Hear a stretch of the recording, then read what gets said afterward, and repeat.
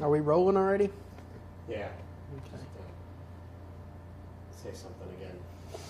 I am Stephen Fagin, being interviewed at long last. That was good. After sitting in on 24 other interviews, it's my turn now.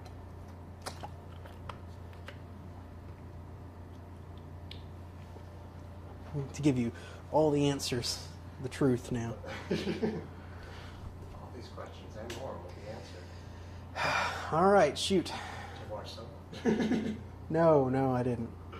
I've seen Soap Dish, that Robert Downey movie, Robert Downey Jr., Kevin Kline movie. That was pretty funny. Well, they used to always ask a bunch of questions. They'd say, all these questions and more will be answered on the next episode of Soap. Oh. But they would. They just like pounding the Yeah. questions. You can start off, tell me your name, where you live, and what you do. My name is Stephen Fagin. I live in Mesquite, Texas, right outside of Dallas, and I am the oral history coordinator at the Sixth Form Museum at Dealey Plaza. And how did, well, first start with your education. What is your educational background? Well, I've lived in Dallas, Mesquite all my life. I went to Mesquite schools and went to SMU for 4 years and got a Bachelor of Arts majoring in history and English with a specialization in creative writing. And I graduated in May of 2001, just a couple of years ago. And I was an intern here at the museum during my last year at SMU, working specifically in the oral history department. And they liked my work. I came in and did a lot of transcriptions and helped with the interviews and kind of helped organize the program a little bit. And so right after graduation, they hired me on full-time and created the position of oral history coordinator. They had never had anyone full-time to manage the collection before, and so they brought me on to do that. How did you find out about the internship in the first place? That's kind of an interesting story. A newsletter came to my parents' house from SMU talking about various internships that were available, and one of the ones they mentioned was an internship at the Sixth Form Museum. And I've had a lifelong interest in the Kennedy assassination, and so my mom immediately showed that to me, and it got my attention. And so I called up one of my professors, Dr. Glenn Linden, who I knew had been on the original board of directors here at the museum, and I asked him, do you know anything about this? And so he called up Jeff West, the executive director, and they did some checking around, and no one at the museum knew anything about this internship. It was something that had been worked out with someone who was no longer at the museum and hadn't bothered to tell anyone about it. So everyone was kind of clueless at both ends. And so really I was just kind of this eager young history student who knew a lot about the assassination. I came in and talked to Ruth Ann Rugg, the director of interpretation, and she seemed to take a liking to me, and so they kind of created this internship for me so I could work with the oral histories. And they brought me on almost immediately, and I served in that capacity for about a year.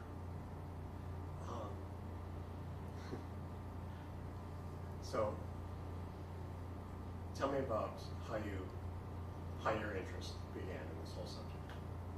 Well, it started out when I was really young. My mom was a second grade student in Mesquite schools at the time of the assassination, and she vividly recalls her memories of what happened when the assassination took place, when they came and announced that the president had been shot. And I don't want to say she was traumatized by the event, but she was greatly affected by it. She was at that impressionable young age. And I can relate to that because I was in the first grade later on when the Challenger exploded, and I had it had a similar impact on me.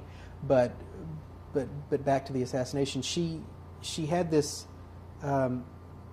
unique fascination with the event because she was so young at the time it happened. And so as she grew up, she began to get all the books and really study the event.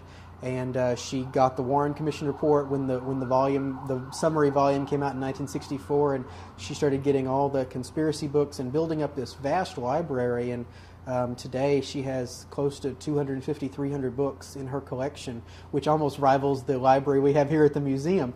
But as a toddler and growing up, I was just exposed to that, and vicariously I had this interest in history anyway. And so I just started looking at these books and learning about the assassination.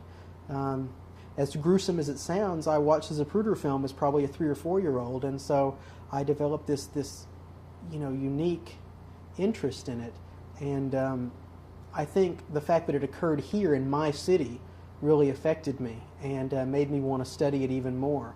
And so I just became very familiar with the history of the events and the people, the eyewitnesses. I started learning their names and where they were, and slowly but surely I kind of became this amateur encyclopedia of the assassination. And little did I know, I didn't think it would ever serve me any purpose, but here I am now, doing what I do. And so I'm glad it was used for something. You tell me the story that your mom told you about that day. She was sitting in class, and it was either an announcement over the loudspeaker or it was either her teacher telling the class. I kind of get my mom and my dad's stories confused because they were both in schools. My dad was in Dallas schools. My mom was in Mesquite, which is just a suburb of Dallas.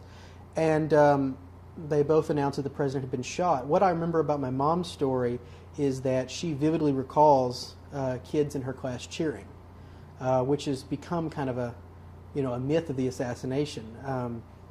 Dan Rather went on the news that night and talked about children in Dallas cheering, hearing word that the president had been shot, and that's been denied over and over again. But my mom says it was true. She said there were a few kids in her class that kind of said, "Yay!" Not standing up and applauding, but they were kind of cheering a little bit, probably because they had heard Kennedy badmouthed at home or things like that. Mesquite was and still is an extremely conservative city, and so she remembered that. But she and I, we come from a long line of Democrats, and so she always liked Kennedy, and so she was really affected by it. And she went home that night, and she just remembers being very, very scared. She, as a child, of course, she felt like they were coming after her, and I remember her telling me it was the first time in her life that she felt insecure, because she always talks about how they would leave their windows open and they'd leave their doors unlocked, how it was such a safe world. You think of the idyllic 50s, Disneyland and Eisenhower, and this was the start of something totally different for her. She felt insecure, she felt afraid, and I think that was the first time in her life that she felt that. Grab my phone so I can watch the time. I can't see this.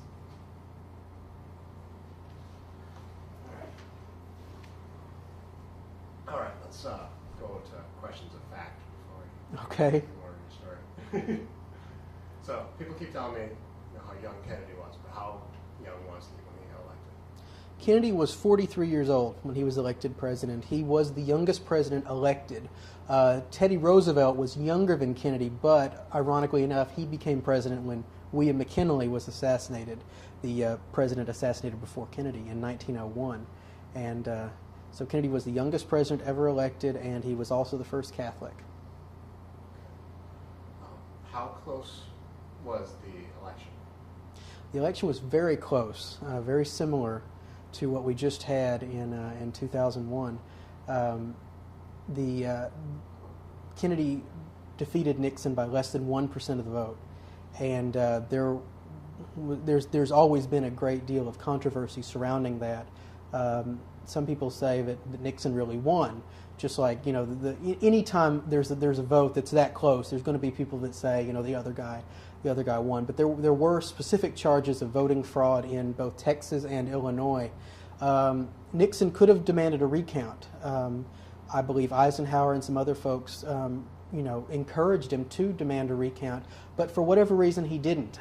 There was no precedent for anything like that. It could have plunged the government into chaos, and so for whatever reason he chose to accept the vote as it was, and Kennedy was elected. What about the controversy over Kennedy writing or not writing Profiles in Courage? Profiles in Courage was the book that got Kennedy a Pulitzer Prize. And there has always been some controversy over whether or not he really wrote that book or whether he kind of guided a team who wrote that. Specifically, his speechwriter, Ted Sorensen, has been said to have maybe ghostwritten that book for Kennedy. The accusation really started about a year after the publication of the book, when ABC ran a program making that statement that Kennedy really didn't write the book. A week later, that claim was retracted on air. And so since then, that controversy just kind of existed out there. I don't think we'll ever really know. There are handwritten notes from Kennedy. There are handwritten manuscripts. And of course, Kennedy always said that he wrote the book. I don't know for sure, but I do know that there's always been some controversy about that. Can you tell me kind of the overview of the Texas trip, where he was going and what the further plans were? Kennedy came to Texas in 1963 probably for two reasons. One was that he had lost Texas in the 1960 election, I think. Did he? Let's see. Hang on. Well, you can skip the reason if you want. Yeah, I will. I'm pretty sure he did. But anyway, Kennedy came to Texas in 1963 for two reasons. One, he was kind of launching his campaign for his reelection, and also he was trying to mend this political break that had occurred in the Democratic Party. There was kind of a split between the conservative Democrats and the liberal Democrats in Texas, specifically Ralph Yarborough and John Connally, Lyndon Johnson. There was a split there, and Kennedy kind of came down to mend fences as it was. It was a very brief trip. It was a 5-city tour. They flew down from Washington to San Antonio on November 21st, and Kennedy dedicated an aeronautics medical center that day. And then they went to Houston and I think had a fundraising dinner. And then that evening they flew to Fort Worth. And they arrived just, I think, before midnight on the 21st, and they spent the night in Fort Worth. On the last day of his life, November 22nd, he woke up in Fort Worth. He gave a speech in front of the Hotel Texas to a crowd of admirers there, and then went inside and made a brief appearance at a Chamber of Commerce breakfast, he and Jacqueline Kennedy. And then they got in the cars and headed to the airport, and then took a very brief flight to Love Field in Dallas. And they got in the motorcade there, and of course headed downtown to what happened there. If everything had worked out, which of course it didn't, he would have gone to the Dallas Trade Mart, made a speech there, and then the party would have gone back to Love Field and flown to Austin for a fundraising dinner that night, and then it would have been back to Washington from there. And can you tell me kind of more specifically on the parade route coming from Love Field? I mean, not every detail. Right. The parade route was a typical route through downtown that got you onto Stemmons Freeway. You went down Lemon Avenue and Harwood, and that kind of took you right into the heart of downtown. And once you reached that point, you had Harwood, and then there was a turn onto Main Street, and then you were really in the heart of the downtown business district in Dallas. And then the crowds were just incredible. I mean, there's never been an official count, but it was estimated that almost 200,000 people were out to see the president that day, which was extremely surprising considering the kind of conservative atmosphere in Dallas at that time. There was some concern among the business and civic leaders in the city that there might be some kind of demonstration or something, and they were very surprised and very, very pleased that there was such a tremendous turning out for the president that day. When they were on Main Street, they came and made a right-hand turn onto Houston, and then made that kind of fateful hairpin turn onto Elm Street. And it was on Elm Street at the very, very end of the parade route that the assassination took place. It was just past Elm is the on-ramp to Stemmons Freeway, and it's just down the road a little bit to the Trade Mart. The motorcade was essentially finished at that time. Can you tell me some of kind of the key things, the key lines, key stories that Kennedy's remembered for? Kennedy's presidency was marked with activity. He was in office for just over 1,000 days, and he's often criticized that he didn't accomplish very much in that time. But his presidency was very active, both in foreign and domestic affairs. There was, of course, the Cuban Missile Crisis and the Bay of Pigs. Kennedy found himself at the height of the Cold War, and most of his foreign affairs dealt directly with the Soviet Union. Kennedy is most proud, I believe, or he said he was most proud in his presidency of the nuclear test ban treaty that he signed with the Soviet Union. He did go to Berlin right after the Berlin Wall was erected there, and he stood and made a very emotional speech saying that America would support freedom in Germany, and it's something that he's always remembered for. I think that speech especially.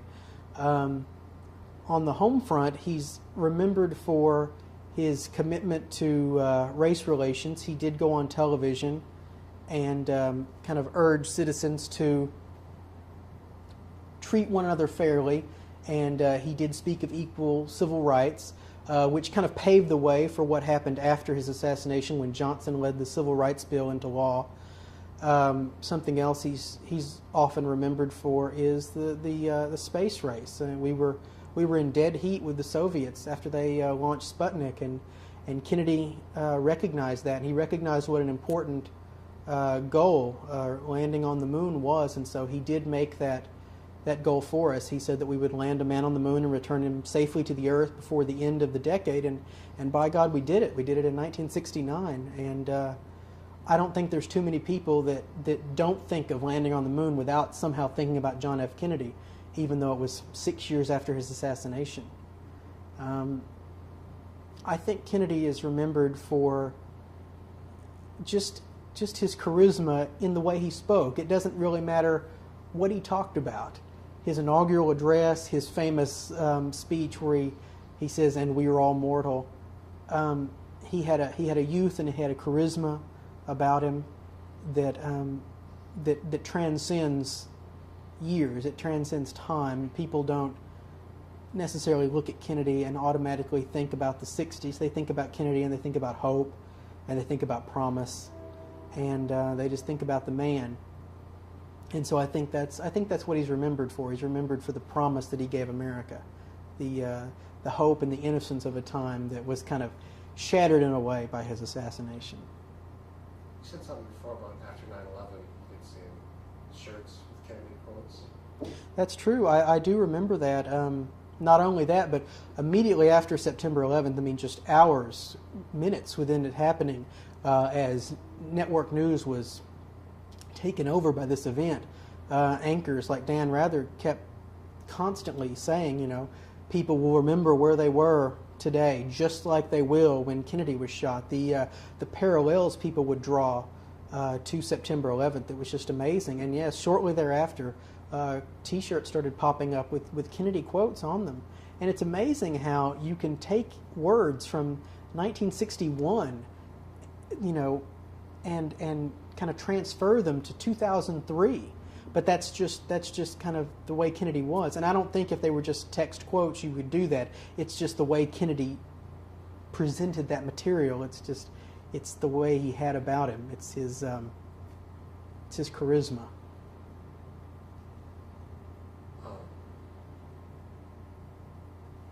What was the meaning of the term Lancer? Where did that come from? Lancer was Kennedy's Secret Service code name. Every president has a special code name that the Secret Service gives him. I do not know where it came from, but I do know that was his code name that the Secret Service gave him. And can you give me a general history of the Kennedy Memorial? Immediately after the assassination, the business leaders and civic leaders of Dallas started talking about, how are they going to memorialize this president that was killed in our city, and the thought of a memorial was talked about. I mean, almost immediately, ideas were passed about, but it wasn't really until architect Philip Johnson was brought on board that there was an idea that really solidified. Johnson had an idea for a cenotaph, which is this open tomb, kind of this concrete square structure that he thought symbolized Kennedy's spirit being free and having no bounds, and also, in a way, closing out the noise of the outside city and giving people a chance to walk inside and kind of being isolated in their own way to focus on their thoughts and feelings about Kennedy. The memorial was dedicated in 1970. It took quite a bit of time. There was a lot of political hurdles to overcome, and space was a critical thing. Do you put it in Dealey Plaza? Do you put it near the plaza? That was a big question, and eventually they decided to put it very near the plaza, but not actually in it. It was put behind the old Red Courthouse, where it is today. The memorial was almost instantly misunderstood. People just went up there and kind of scratched their heads and didn't really know what to make of it because it's not like the Lincoln Memorial or the Washington Monument or the Jefferson Memorial. It's a concrete box. And there's no fountain, there's no statue, there's no Kennedy quotes on the wall. It's a concrete structure with a marble slab in the middle with Kennedy's full name etched on there. It's a beautiful, simplistic piece of architecture, I think, but it leaves people disappointed and unsatisfied, which is a shame. The memorial didn't have a champion for many years, and it fell into a state of disrepair. It was vandalized, and there was graffiti written on it, and it wasn't until the late 90s that the Sixth Floor Museum became the custodians of that site as well as the museum here. And in 1999 there was a complete refurbishment done and a rededication of the memorial, and now it's a beautiful site. It looks just like it did when it was dedicated in 1970, if not maybe a little better. And now there's interpretive signage out front which tries to explain Philip Johnson's original intentions for the memorial, which I think helps. It doesn't help that the memorial's out there kind of with no shade. It's out there in direct sunlight, and so folks are not necessarily going to, linger and read a bunch of interpretive signage to figure out what the memorial's about, but it's what we have here in Dallas, and I'm glad we have something. It's maybe not what I would do if I was the architect, but I'm not an architect. But I think it's a nice place. I've been over there several times. I'm glad it's where it is. I'm very glad it's not in the plaza. I know there are many people that are upset about that. I know it's a bone of contention that it's not right there in Dealey Plaza where he was shot. But as a historian, I'm very focused on keeping places the way they were. And when Kennedy was shot, there wasn't a concrete box in Dealey Plaza. When Kennedy was shot, it was exactly the way it looks today. And so I think the memorial is where it should be. It is very near the spot where he was shot, but we have maintained the historical integrity of that location so that people like me, who was born 16 years after it occurred, I can come to this place and look around and pretty much see what it looked like when Kennedy drove down that street and the assassination took place. Similar to that, we've also spoken about the idea of changing a street name. Right. Yeah. John F. Kennedy was not shot on Kennedy Street. He was shot on Elm Street, and that's an important part of the story. When you talk about Dealey Plaza and you mention Elm Street, people know the world over. After the assassination, words like Dealey Plaza, Book Depository, Parkland Hospital, Elm Street, these words became synonymous with Dallas and the assassination. Elm Street is a big part of our history, and it goes beyond the Kennedy assassination. It really does. No, I don't think we should do that. There is a small plaque out there that talks about the assassination and mentions that it occurred there, and we had the memorial across the street. I don't think there's any intention to hide what occurred here. I think there's been a genuine effort to maintain the integrity of the site, because it is a historic site, and you can't go around changing historic sites, adding statues and structures. And this is just my opinion, but I feel like that to keep Dealey Plaza the way it looks and to make it look as close as it did to its appearance in 1960 is extremely important.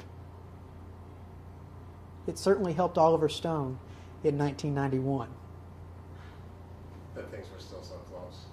Sure, because if the Kennedy Memorial was here in Dealey Plaza, it would have taken a great deal of effort on Stone's part not to somehow capture that in one of his meticulously recreated motorcade reenactments. The fact that the plaza was so intact helped. You know, when you think about changing the street name or moving the memorial, to me that's almost on par with tearing down this building, because it would alter the structure, it would alter the integrity of this site so much. I think it's fine the way it is. I really do. Okay. Can you give me a general history of the sixth floor exhibit in the KM Museum? Okay. After the Texas School Book Depository Company moved out of this building in the 1970s, it was bought by a private owner who wanted to put a JFK museum up on the sixth floor, but that did not happen. And arsonists tried to burn the building down, but that did not happen. There was a real effort to tear down this building. Prominent Dallas citizens worked to try to erase this from the face of the earth. They wanted to put the memory of the Kennedy assassination behind them, and expunging this building was the first step. And I'm glad that cooler heads prevailed there, and the building was saved. Dallas County purchased the building, and it became the Dallas County Administration Building, opened in 1980. The Commissioner's Court is here, and they meet here and have their offices here. It's a working county building. The first 5 floors are working county offices, and in 1980, the 6th and 7th floors were left vacant. They were kind of just storage space at the time.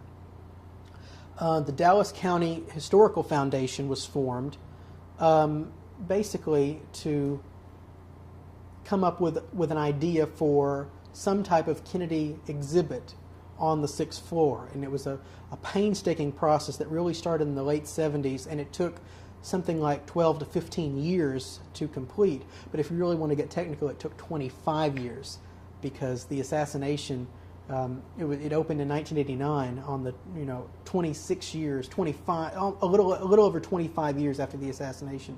It was a long time in coming. Conover Hunt was very instrumental in that. So was Lyndon Adams. You also have to give credit to Dave Fox and Judson Shook, who was the Public Works Director for Dallas County at the time. A lot of people were very instrumental in this. Not to mention Lee Jackson, who at his inaugural, when he became Dallas County Judge, surprised everyone by making a statement that he wanted to see a museum put on the 6th floor.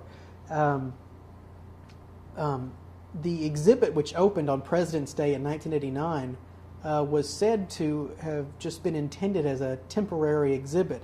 But after a few years, people would sort of lose interest. They would satisfy their curiosity, and it would quietly close, and the county would take over the 6th and 7th floors, and everybody would move on. That did not happen. The visitor center had been constructed. The outside elevator shaft had been constructed. It was a semi-permanent structure anyway, but attendance was just phenomenal. And especially after Oliver Stone's JFK in 1991, attendance really skyrocketed. The assassination had a new audience. Essentially, students, younger people became interested in the story, and attendance crept up to close to 500,000 visitors. And the museum kept going.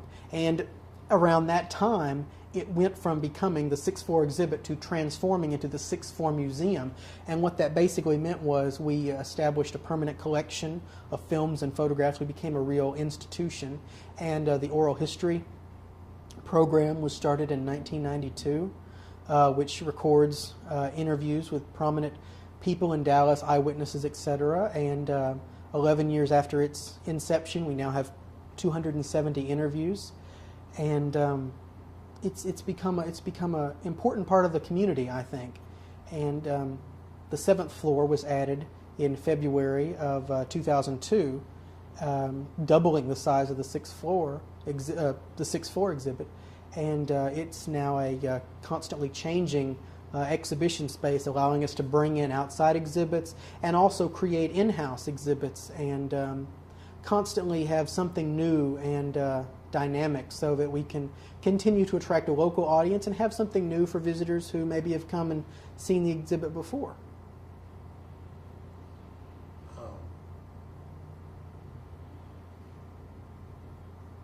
Yeah, talk a little bit about the exhibits you've had on the 7th floor and how that started and what you've done with it. The 7th floor was really the brainchild of Jeff West. It was already well into production by the time I joined the staff, so I don't really know too much about the ideas that went into its creation. Somebody else will have to help you with that, but I do know that the 7th floor idea has been floating around for many, many years, with some opposition, but it was basically just empty storage space, and it seemed futile to leave it that way when you had the 6th floor walls crammed with visitors, and the assassination story is one that lends itself to a variety of interpretations, and there's so much more that can be said, and you can put the assassination into its historical context and whatnot, and so the 7th floor allows us to do that.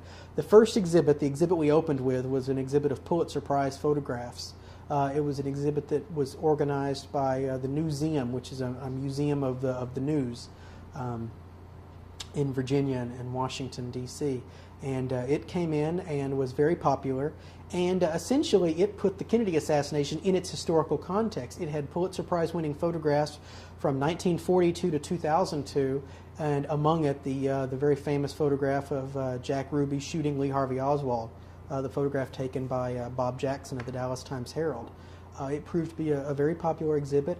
After it closed, we had a very small exhibit of Stanley Tredick photographs taken during the Kennedy White House years, including the very famous photograph of John creeping out of Kennedy's desk using that little secret door in the desk. It was a very small, quaint exhibit, but it was very powerful. It had lots of unique images of the Kennedy White House, and I'm glad we had that here as well. Afterwards, we had our first in-house exhibit, the exhibit we currently have upstairs now. It's called Warhol and Jackie, Artist and Icon, and it's an exhibit that was put together with the Warhol Museum in Pittsburgh, and it's essentially an exploration of Andy Warhol's fascination with Jackie Kennedy and the art that he created in the aftermath of the assassination, the images of Jackie Kennedy that he created, and also the portfolio Flash, November 22nd, 1963, that he created in 1968. His interpretation of the assassination in art, and also through his own version of AP wire copy. Do you have a feeling that Jackie's part of the story is kind of neglected or kind of lost? We try not to neglect it here at the museum. We've had the Tribute to Jackie exhibit out in the breezeway for a number of years, trying to always give her a fair share of the story. She was an iconic figure. At the time of Kennedy's death, she was just as popular, if not more popular, than Kennedy himself. I remember footage of the Fort Worth speech that Kennedy made that morning, and Jackie was not with him. She was still getting ready for the breakfast. And one of the first, here was the President of the United States, and the crowd was asking, "Where's Jackie?" And so, how do you view something like that? Here's the President of the United States, and people are requesting the First Lady. Jackie was a phenomenal figure. The things she did in the White House, the sense of style and grace that she brought to the office, and the restoration work that she did with the White House, it's phenomenal.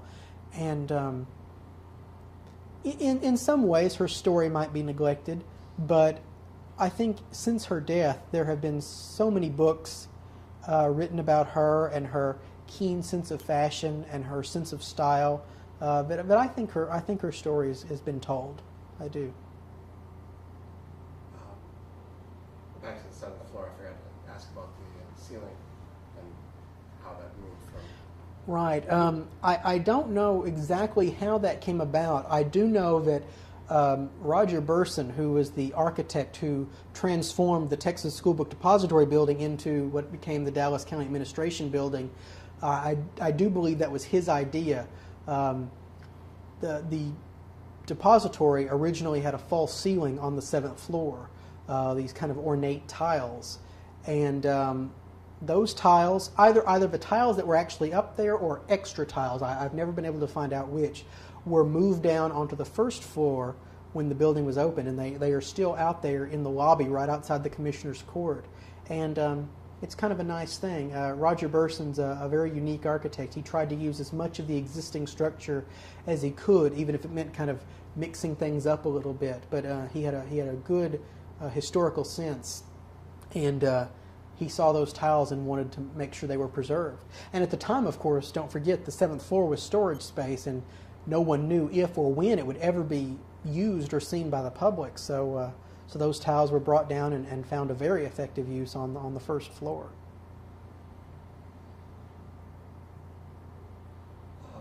When did the museum start putting up displays like down in the lobby and the breezeway? That was kind of a precursor to the 7th floor. While the 7th floor negotiations were being worked out and how we were going to manage to put exhibits up there, the visitor center suddenly opened up opportunities, I think, for the museum to explore other exhibits, bring in organized exhibits from outside, and create in-house exhibits. Because when you have an institution like this, when you have a real museum, you've got a wonderfully creative staff who are always full of ideas.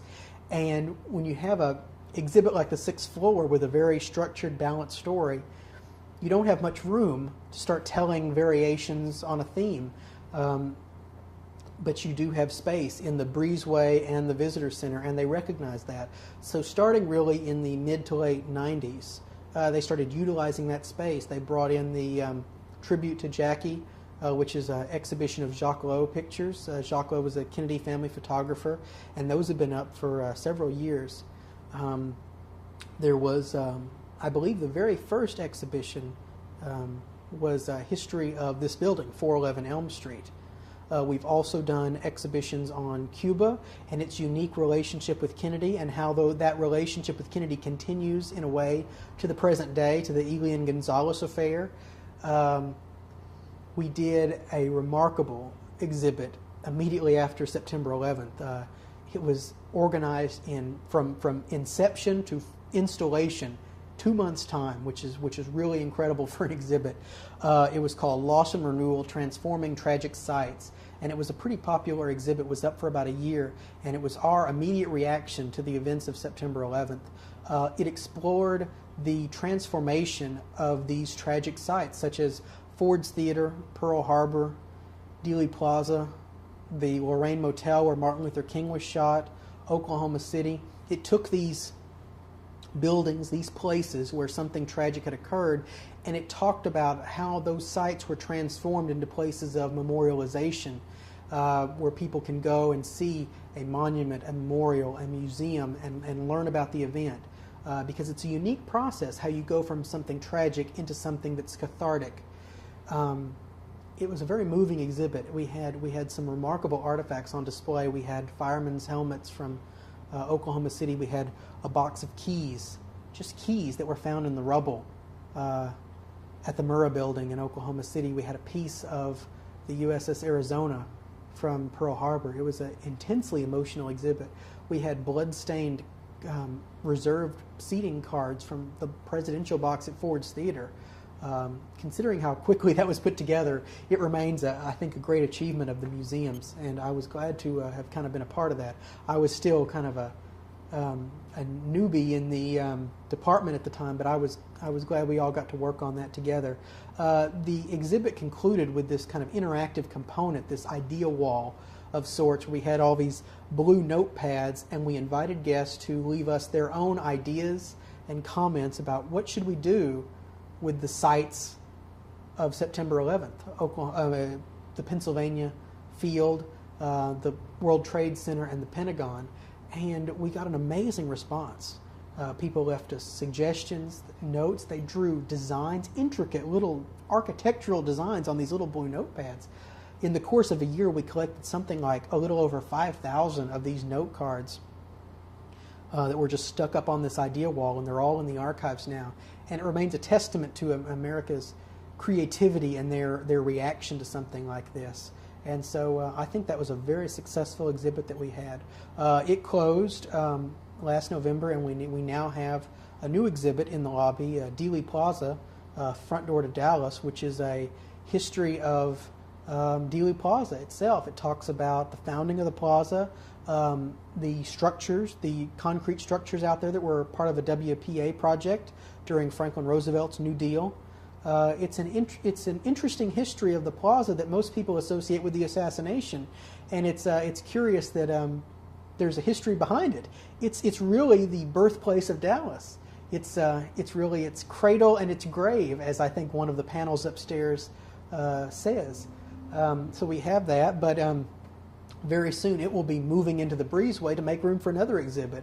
So we're constantly changing and constantly adding new things here. So there's always something happening. So what's your favorite of the kind of auxiliary exhibits? That's hard to say. I would have to say it's a kind of a cross between Warhol and Jackie up on the 7th floor and the Loss and Renewal exhibit. I have very fond memories of Loss and Renewal because it was put together so quickly that our department really had to work together like it never had before. We were working round the clock, living with each other basically, keeping up with each other, writing text, finding photographs and artifacts, and trying to tell this story, but at the same time trying to deal with our own feelings about September 11th. Because you have to understand, we were doing all this in the wake of this amazing tragedy. And so we had all these personal, emotional feelings that were just going through us while we were trying to make sense of all this. I remember this one particular story that kind of puts it all in context. I think it was September 12th, the day after it happened. I remember sitting at my desk downstairs, flipping through newspapers from November 23rd, 1963, these crackling yellow newspapers. And my assignment was to try to find stores that had closed the day after the assassination, because we were trying to, I think for the news media, we were trying to provide them with some sort of parallel, what stores had closed after the Kennedy assassination, so that they could use, form their statistics for what stores closed after 9/11. And I sat there looking at these newspapers, thinking to myself, my God, this morning I was looking at a newspaper that talked about devastation in New York, and here I am looking at a paper that talks about the death of a president, and it's yellow and it's cracking and it's ripping in my hand. And I thought, 40 years from now, there's going to be a kid wearing gloves sitting in a museum in New York, looking at this September 12th newspaper, thinking to himself, what I'm thinking now. It's just this ongoing cycle. So that was what was going through my mind at this time. And so I think that's why that particular exhibit means so much to me, because I have so many emotional feelings wrapped up in it. But Warhol and Jackie, I think, I also enjoy because it's such an ambitious exhibit. We took the 7th floor and basically turned it into an art gallery. And that wasn't easy to do. And it took somebody like Jeff West, who has a theatrical background himself and who has the innovation to do something like that, to really create something which moves me when I go up there. I knew nothing about Andy Warhol when I began working on this exhibit. Now I have a great respect for the artist and the man, and I have a great respect for his fascination with Jackie Kennedy. And I go up there and wander down those hallways, that kind of hall of Jackie's that we have kind of put up there, and you look at each one, and each one is uniquely different. Each one has its own story to tell. There's one in particular of Jackie smiling in the motorcade, and you think to yourself, gosh, that was just taken in the street below us. And here it is 40 years later, hanging in this cold hallway transformed into a work of art. And it really puts the assassination into context for you. And it makes me feel like that exhibition of Jackie pictures, I think it's the largest exhibition of Jackies that's ever been put together. It could only be done here. It could only be done in this building and have that same kind of impact on you. You also mentioned that the gold Jackie as being unique, or as being rare. What sets that apart? I have heard that the gold Jackies are a little bit rarer than the other ones because I think Warhol used a special type of paint on that. I've heard, I'm not sure if this is official or not, but I've heard it was like almost a type of spray paint.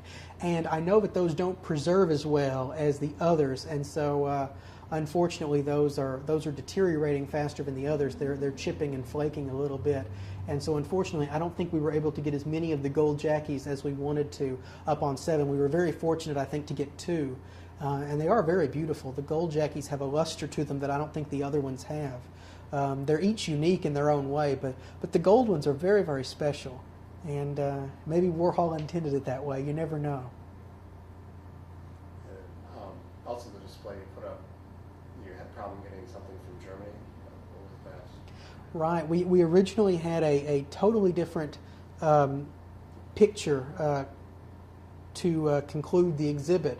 Right now, I think we have the 12 single Jackies on the wall, but originally we had one single piece, which I think might have been 32 Jackies. I'm not sure if that's correct or not, but it was going to be coming from Frankfurt, Germany, and at the very last minute, an unfortunate thing occurred. Their freight elevator broke, and they were unable to get the piece downstairs. The piece, I think, was in pieces, but they couldn't. But it was so large that they had to use their freight elevator. There was no other way to get it down to the basement for packing and shipping, and so they had to turn down our request towards the last minute. And so we had to kind of make this emergency transition and put up what we did. But I think it turned out well. I don't think it's missed. I think what we have up there now, the 12 Jackies, is a very powerful conclusion to the exhibit. It talks about it evokes the multiplicity that Warhol used when he displayed the Jackies, and I think it's a nice ending to the exhibit. Can you tell me about the importance of the switching tower and why the museum decided to renovate it? The switching tower, which is out here basically in our parking lot, it is an important, if peripheral, part of the story of the assassination. On November 22nd, there was a switching tower operator named Lee Bowers who was working in that tower, and at the time of the assassination, a few hours before, he was working there, and he knew the president was coming.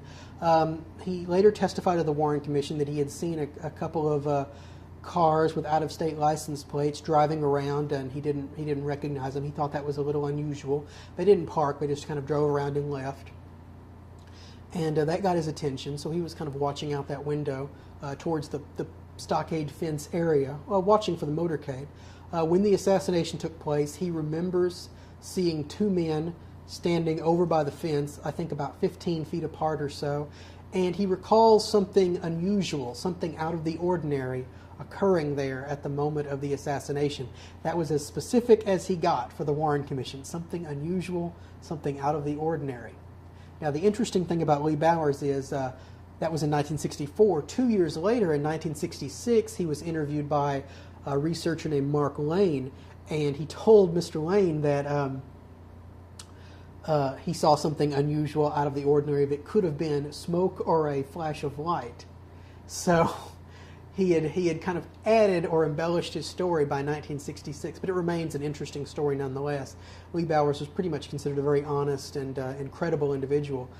Just a few months after his interview with Mark Lane in 1966, Lee Bowers was killed in a car accident in Midlothian, Texas, which has long been considered one of the many mysterious deaths in the Kennedy assassination.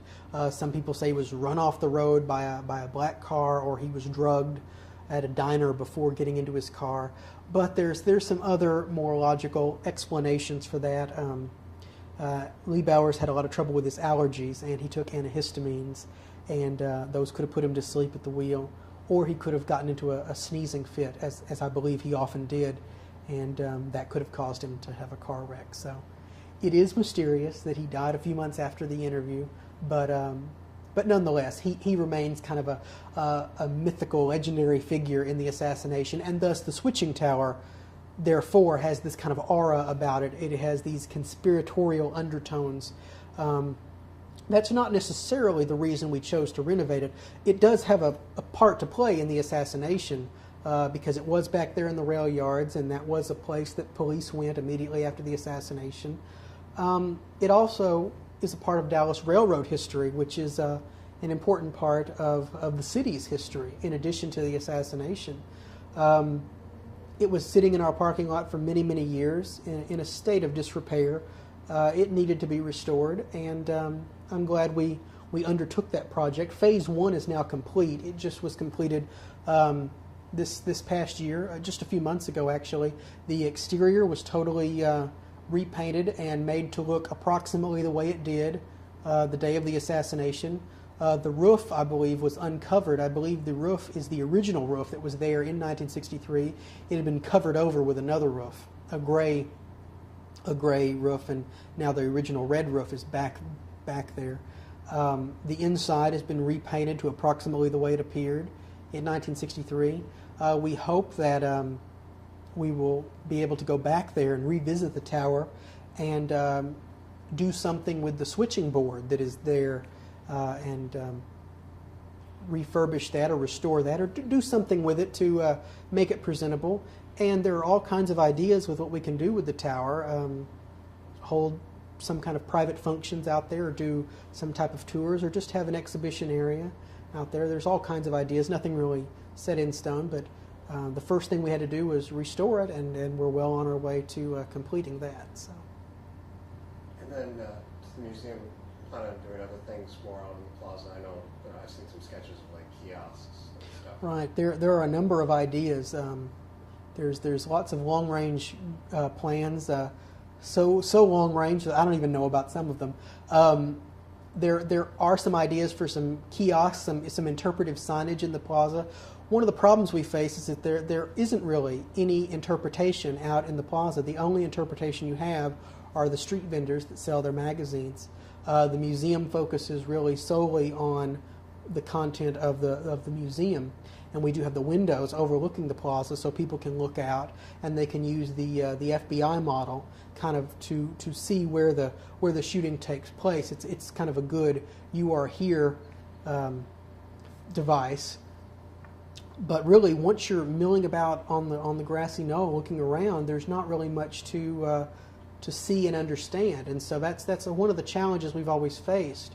And so I think that's in our future, is to come up with some way to do it until such time as tours are available, or we can work something out around there. We can have some type of signs or something.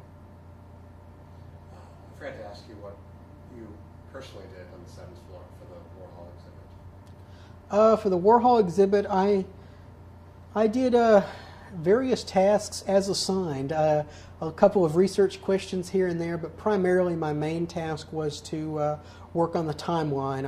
I researched Jackie's actions and whereabouts, and I researched Warhol's, and kind of formulated this timeline, which went through several people and many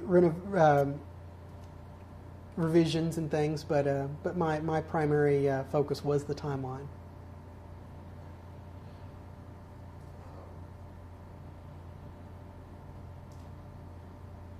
So, is there much of a debate over if you should put people out in the plaza to kind of compete with the voices of the defenders? Well, I think that's a very interesting question, and it's something we've long struggled here with. The American Association of Museums had their annual conference here in Dallas last year, and that was the number one point that was brought up. The museum had a critiquing session where these people came in and critiqued the museum, and it was opened up. The floor was opened up to audience participation, and that was the thing they talked about. Was the plaza is just kind of out there. It's this open void, and you really have no interpretation out there. What are you going to do about it? It is an interesting question. I don't really know what we plan on doing. I'm sure Jeff has more ideas. Jeff always has ideas. But the problem is that visitors come here because they want to learn about the assassination, or they want to see the place where it happened. They don't necessarily know about the struggles that we have as an institution. They don't know about the differences between the vendors on the street and the museum. Some people think that we're one and the same. They think we place the vendors on the street to sell magazines and kind of usher people into the museum. It's an interesting thing. If we were to send tour groups out there, I'm not really sure what would happen. I don't necessarily know if there'd be confrontations or not, but I know when I've personally led a couple of private tours around the plaza that I've had a couple of run-ins with some of the guys that sell the magazines, and they're not always very friendly to them. There's many of them that are very friendly and eager to talk to me and ask me questions and exchange ideas and things like that. And many of them are just really nice guys. There's a few that aren't. It's a unique thing. They do their thing. They do their interpretation of the events, and we do ours. We try to tell a balanced story here at the museum. We try to present the facts as they're available, and films and photographs. I think the folks out on the plaza have their own agenda. It's admirable that they're so passionate about the event. It really is, that they want to tell their story so much that they get out there in the hot sun every single day to sell their newspapers and to talk the story. I've seen them out there with groups of people talking to them for 15 or 20 minutes, and they have a passion about them that really is admirable. I disagree with the somewhat gory pictures that they put in their newspapers, the autopsy photographs, for example. I don't necessarily think that children should be allowed to see those. We made a conscious effort in the museum not to show gory material. We don't even show the last frames of the Zapruder film that show the fatal headshot. So that's always a struggle. So I don't really know where we stand on that, but it's something that I think is going to continue to evolve and change, and we'll have to revisit that sometime in the future. Dealey Plaza will always be here. It just depends on how we look at it. Let's talk about some of the disputed facts in the assassination of the day's events. Get my water for this one, okay. Okay.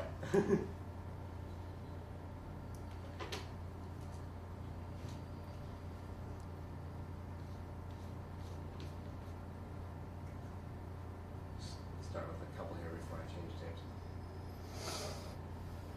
What is the story with the alleged change in the parade route? The motorcade route was not changed.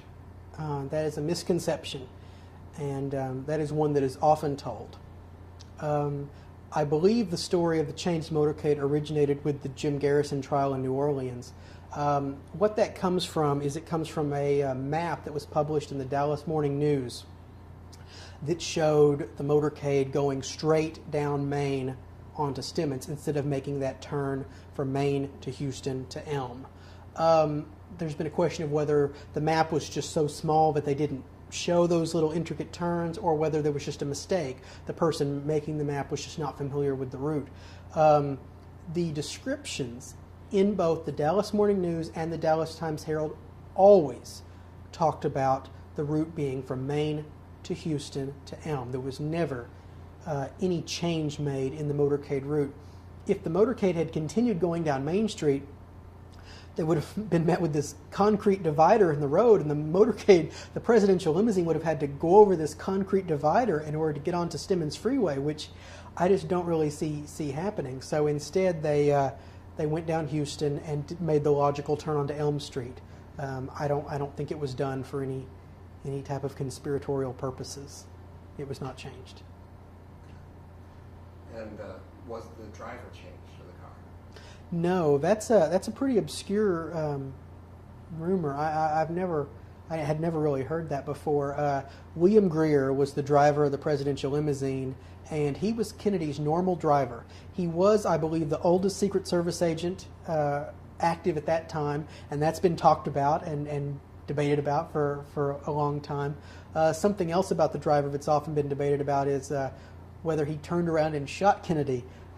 That's based on a couple of frames of the Zapruder film where the metal of the car, the little window frame of the car, appears to show him turning around behind him in his arm, and that's just not true. I mean, he did not turn around and fire a gun at the president. William Greer was Kennedy's normal driver, and the only thing he might have been guilty of is slowing down upon hearing the shots. But rather than that being anything conspiratorial, I think that was just an involuntary reaction to hearing a noise. Eyewitness accounts, and I think one of the films, do show the brake lights briefly coming on the presidential limousine, but at no time did the motorcade stop during the assassination. And were shells found in any other locations besides the 6th floor? Yes and no. On November 22nd, shells were found on the 6th floor of the Texas School Book Depository. 3 shells were found in the Sniper's Perch area. That was all that was found that day and in the surrounding weeks and months. Later on, I'm thinking about 10 years later, around 1975 or so, there was a shell found on the roof of the Dallas County Records building. And sometime around there, or slightly before or after that, there was another shell found, I think somewhere over by the Triple Underpass. But the thing you have to think about these other discoveries is they occurred years after the event. Not necessarily irrefutable evidence of another gunman. Certainly interesting, but what you also have to consider is that by the time they were found, books had been published already which talked about conspiracy theories, and there had been one that had already mentioned or theorized that there might have been someone firing from the roof of the records building, and then suddenly a shell was found on the roof of that building. So I don't know how it was found, but to answer your question, yes, there were more than those 3 shells found in Dealey Plaza, but that was quite a while after the assassination took place. I'm going to switch shapes here. Okay.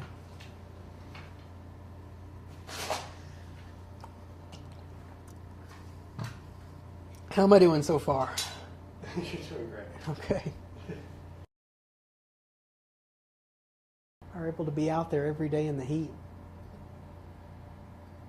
I couldn't do it. I really couldn't. I can barely stand to be in the basement sometimes without air conditioning. Am I moving around too much? No, I think you're okay. Okay. Well, as well, since you brought that up, the basement. What else do you have in this building besides the 6th and 7th floor? Besides the 6th and 7th floors, we have, on the 1st floor, we do have our main offices are located in Suite 120. That's where our executive director has his office, and the marketing department is pretty much stationed in there as well. But there's not room enough for everybody, unfortunately. We do have the Visitors Center, which is kind of a separate building adjacent to the Texas School Book Depository building. And that is where visitors actually enter the museum, go through security, and go and get their audio, and that's where we have the museum store as well. And down below in the basement is where the interpretation staff has their offices. That's where I office, and that's where Gary Mack, the curator, he also offices there, and that's where the majority of the offices are, or is in the basement there. Getting back to the questions of the actual facts, in the Oliver Stone movie, it says that the FBI brought in 3 or 4 marksmen, and none of them could do the shooting that Oswald did. Is that accurate? Yes. No one has ever been able to accurately recreate Oswald's shooting with his accuracy in that amount of time. Let me clarify that by saying that that's not to say it can't be done. The FBI the Warren Commission, the House Select Committee, they brought in sharpshooters to try and replicate that. Most of them were not using Oswald's rifle, which might make some amount of difference. They could not replicate the shooting, but none of them indicated that it couldn't be done. And chances are, if more tests were done today, it could be replicated. I don't believe it's impossible, but no. But officially, it never has been recreated. So, are you saying that just they didn't get the 3 shots off in the amount of time, but they were able to hit the target? I'm not sure the details of it. I can just tell you that that no one was able to fire off the 3 shots in that amount of time and maintain that level of accuracy with the headshot. You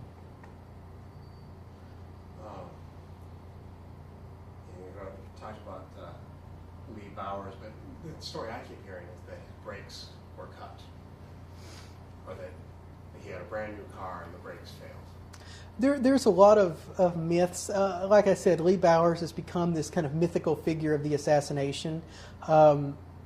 There's all kinds of stories. There's a story that he was secretly investigating the assassination, that he had one of his fingers cut off. That I think actually occurred in an accident unrelated to the assassination. But yeah, Lee Bowers has become a pretty interesting mythical figure. He was featured in Oliver Stone's JFK, and the illusion was that he was somehow killed.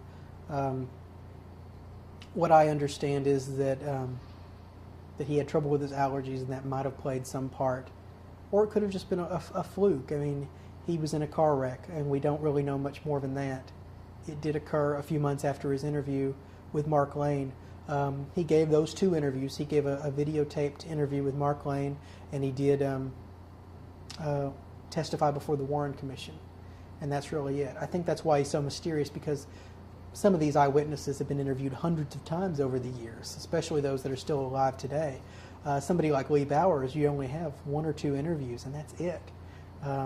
So there's always going to be a level of mystery and intrigue surrounding those individuals. You say that, it reminds me of what you were telling me about the 2 ladies, the lady in red, and then the other one, I can't remember their names, but... Jean Hill and Mary Mormon. Yeah, and what's the story?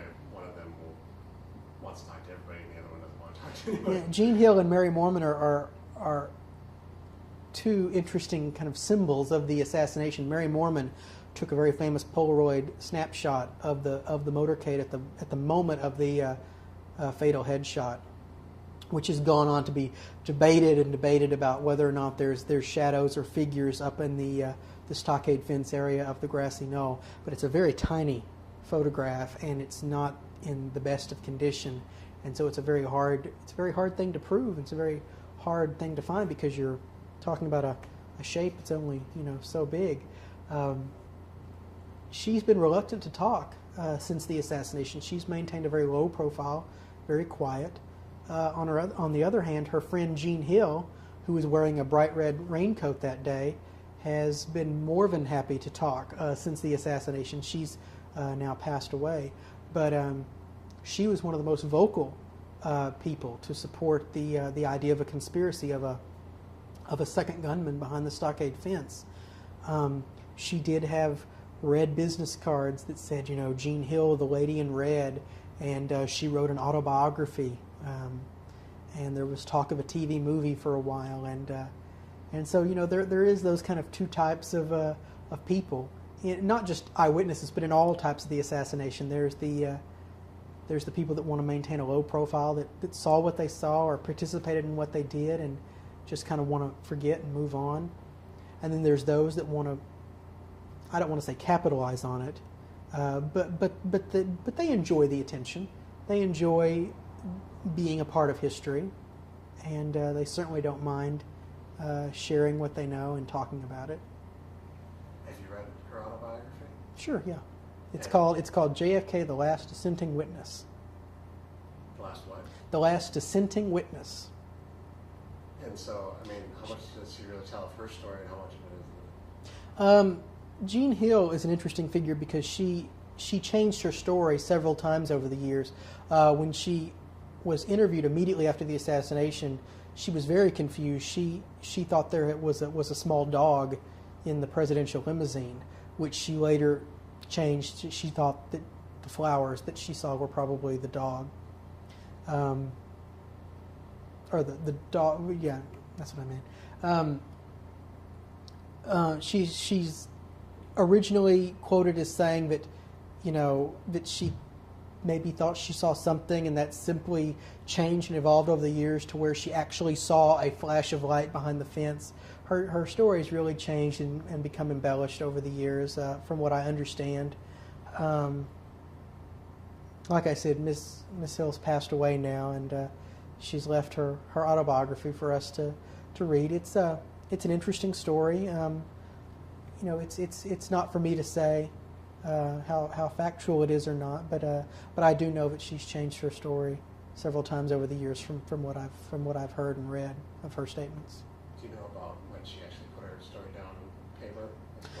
Yes, we did an oral history with her co-author of that, a man named Bill Sloan, who used to work at the Dallas Times-Herald, and there's more information there.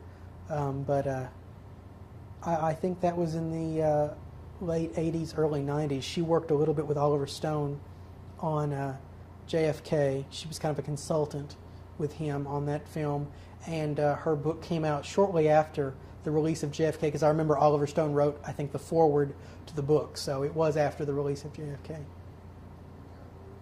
So she'd been telling her story for quite a while by the time she put it down. Yeah.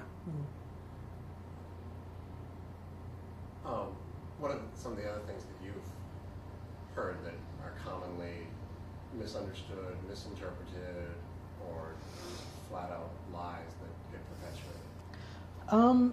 Well, the Kennedy assassination is interesting because it's open to so many different interpretations, and so many people come up with various ideas, and the way they approach things is unique. If a conspiracy researcher begins writing a book, usually they have their idea in mind and they gather evidence that supports their theory. The same goes for someone else who is writing a book or an article that tries to say that Oswald was the lone gunman. They usually seek out the facts that support their theory. There is a genuine balanced chain of events, a story there, but usually it's people take pieces of the story to formulate their own theories, and that's why you have all of these theories that the mafia did it, and the CIA, and that Cuba and Russia, because if you look at it closely enough and nitpick and speculate, you can pick out pieces of the story that support your theory, but maybe as a whole it doesn't fit. When you put everything together, it kind of falls apart. There's been all kinds of things. The backyard photographs of Lee Harvey Oswald is a perfect example of an ongoing controversy, whether or not those photographs were faked. I simply don't know. People say that there are crop lines across Oswald's chin, that he's standing at kind of an odd angle, that the shadows on his face don't match the shadows of his body. But there's been numerous tests done, and they've never been able to prove that those photographs are faked. So I don't know. The acoustical evidence is something else, Is that a real police dictabelt recording of the assassination, recorded on a motorcycle whose microphone was accidentally stuck in the on position and captured the impulses of perhaps 4 shots? Or was it something that was recorded after the assassination and those impulses are really just radio pops? These things have been argued about and debated, and I don't know. You interviewed the guy who allegedly had his mic on. Right. Mm-hmm. Who was that? H.B. McLean. He was a motorcycle officer who was riding, kind of going back and forth between President Johnson or Vice President Johnson's car and the press bus. He was further back in the motorcade, about 4 or 5 cars behind the presidential limousine. And in the 1970s, the House Select Committee on Assassinations accused him or implicated him that that perhaps he was the officer who had his motorcycle stuck, mic stuck in the on position, or on the wrong channel is what it was. It was stuck on the wrong channel, and recorded the sounds of the assassination. But he emphatically denies that. He believes his microphone was on the correct channel, and he sticks by his story. And in an oral history that he just recently did with us, he continues to stand by his story. And there's a lot of evidence that supports his claim. There's also some evidence that supports that it might have been his microphone, and that the sounds that were recorded were the impulses of gunshots. So I don't know. One thing I had forgotten before, so if you don't know this, you know it, but was the vice president normally in his own car for something like this? That's an interesting story. Excuse me.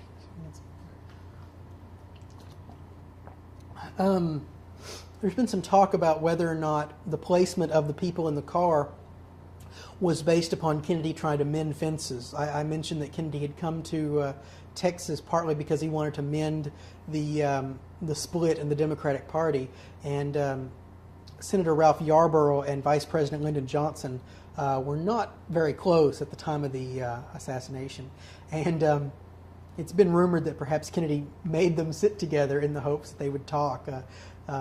There's been speculation or talk that Yarborough refused to get into the car with Johnson, and he was told that he was either going to get in the car or he wasn't going to ride in the motorcade, so he did. But I don't know. I know Johnson had ridden before with Kennedy, but on the other motorcades in the Texas trip, Johnson had not ridden with Kennedy. I believe Connally had always ridden with Kennedy, kind of being in Connally's state. I think it was appropriate, kind of as he was the host, and he was showing Kennedy around. So I think it was appropriate in that respect.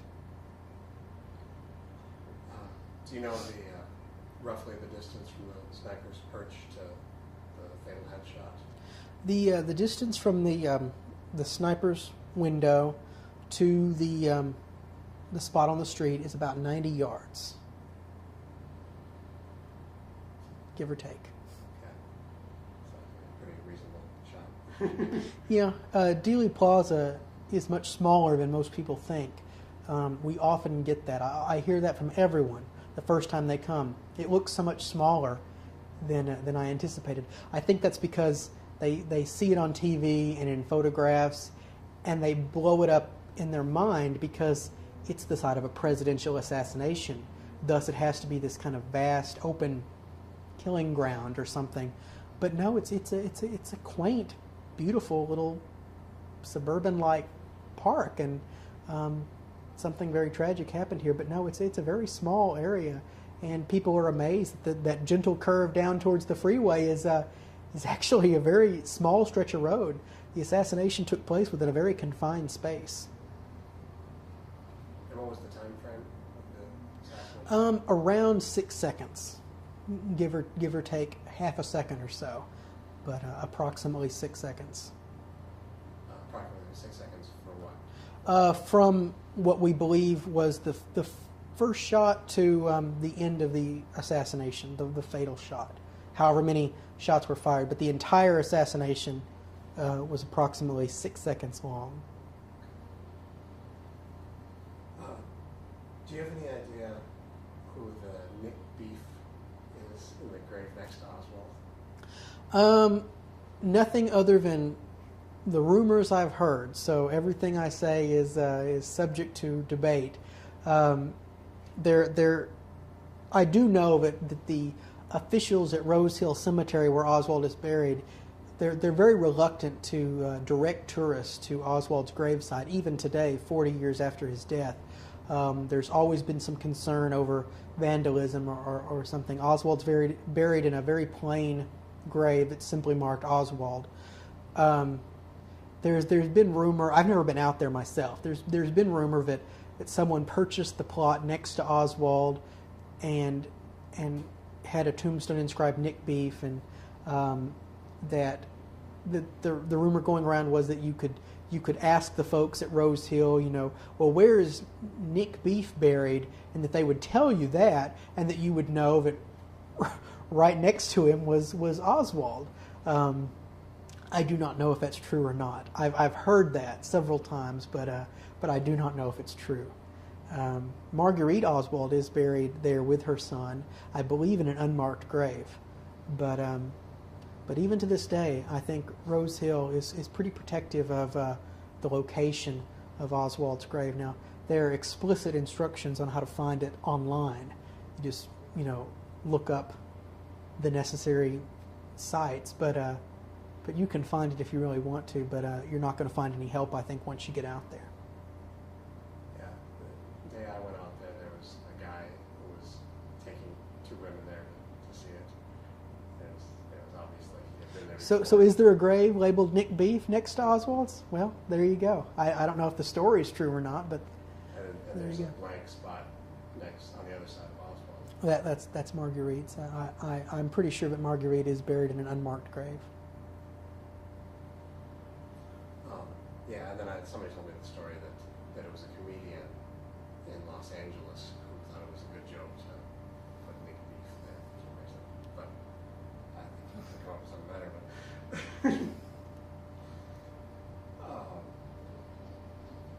in kind of the general terms, can you talk about Oswald's mother and then his wife? Well, to talk about Marguerite and Marina Oswald, you kind of have to know a little bit about Oswald himself. Lee Harvey Oswald was born in New Orleans in a middle-class family. His father passed away before he was born. Marguerite was a domineering yet protective mother. She put her three sons in an orphanage because she didn't feel like she could properly care for them. Oswald was in the orphanage for about a little over a year, and then she moved them all to Dallas.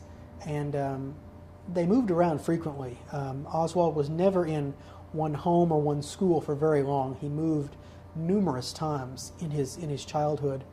They moved to New York, moved back to New Orleans. It was a traumatic childhood for him, I think. He never settled into one school. His grades were mediocre at best. He was a lonely child. His mother never encouraged him to really be active in sports. She was always afraid he was going to hurt himself, I think. And so he just read books and kept to himself, never really had any friends. It's kind of a sad, lonely childhood, really, when you think about it. You feel sorry for him in a way. And Oswald kind of on his own developed this interest in Marxism. He just kind of started reading about it and developed this fascination with it. And inexplicably, he then joined the United States Marine Corps, which you wouldn't necessarily expect someone who was a student of Marxism, who had read Das Kapital, to go off and join the Marines, but he did. He made his Marxist leanings pretty well known in the Marines. He did qualify as a sharpshooter, although he did score pretty low on some of his practice examinations. He did score as a sharpshooter, which basically means he scored in the middle of the range. In the Marines, you have 3 levels and sharpshooters in the middle. He was eventually stationed in Japan. Some folks say he was recruited by the CIA for covert intelligence work, but we don't really know for sure about that. I mean, that's pure speculation. He was court-martialed twice in the Marines, once for possessing an unlicensed handgun and once for provoking a superior officer. He got an early discharge from the Marines and defected to the Soviet Union. That got him a little bit of press at home. He went over there, and within just a few days, he announced that he wanted to become a Soviet citizen, and he applied for citizenship and was rejected, and he responded by trying to commit suicide. He was just heartbroken. His dreams were crushed because, I mean, he had never really found acceptance, I think, in the United States, and he came to Russia hoping to find, his comrades, and he found nothing. He was not accepted. He was not wanted. So he tried to commit suicide. He was found before he died, and he was hospitalized and recovered. And he was extremely zealous, eager to show his desire to, to show his loyalty to the Soviet Union. He went into the U.S. Embassy. He threw down his passport and said, "I wish to renounce my United States citizenship." But he was told that he would have to come back the next day, or come back on Monday, to fill out the paperwork. Oswald never returned. He never officially renounced his U.S. citizenship. He was apparently satisfied with simply making this show. I don't really think the Soviets were very impressed by it, but nonetheless, they didn't really know what to do with Oswald. They set him up in the province of Minsk and put him to work in a radio and TV factory and put him in a relatively nice apartment. He enjoyed a pretty brief period of celebrity. He was an American defector, but he very soon became disillusioned with the Soviet society he was living in. He became uncomfortable with it, and as early as I think 1961, he wrote to the U.S. Embassy saying he wanted to come back home again. But before he could work that out, he met a lady named Marina Prusakova and fell in love. And after a whirlwind romance, they were married, I think, about 2 months after they met. And then it became a challenge of trying to get not only himself back to the United States, but also his Russian wife. By the time they managed to overcome all the political and bureaucratic hurdles, they had a child, June, a daughter named June. And so they did come back to the United States and came back to Fort Worth. Because he had not officially renounced his U.S. citizenship, he didn't face much of a difficulty. He came back and settled in Fort Worth. The Oswalds were kind of taken in by the local white Russian community there in Dallas. Marina was loved. She was a respected person in that community. She found a lot of friends, and she found solace in there. Oswald was continually becoming disenchanted with himself and with the world around him. His Soviet experiment had not really worked. He took all his frustrations out of Marina. He hit her on several occasions, she later testified. He refused to teach her English. She was kind of trapped in this unknown foreign world, and she couldn't really communicate with anybody. The white Russian community took pity on her, but she kept going back to him. They separated and reconciled, and eventually her Russian friends just washed their hands of her because she would not leave Oswald permanently. Oswald developed a fascination with General Edwin Walker, who was this right-wing extremist in Dallas.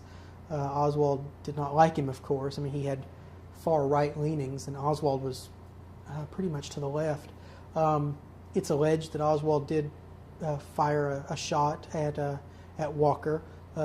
2 weeks after the attempt on Walker's life, Oswald did move to New Orleans in the summer of 1963. He spent his summer in '63 with Marina and June, and started passing out Fair Play for Cuba handbills. He was the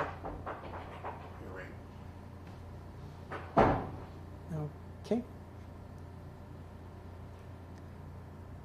All right. We have this room booked till 1 o'clock.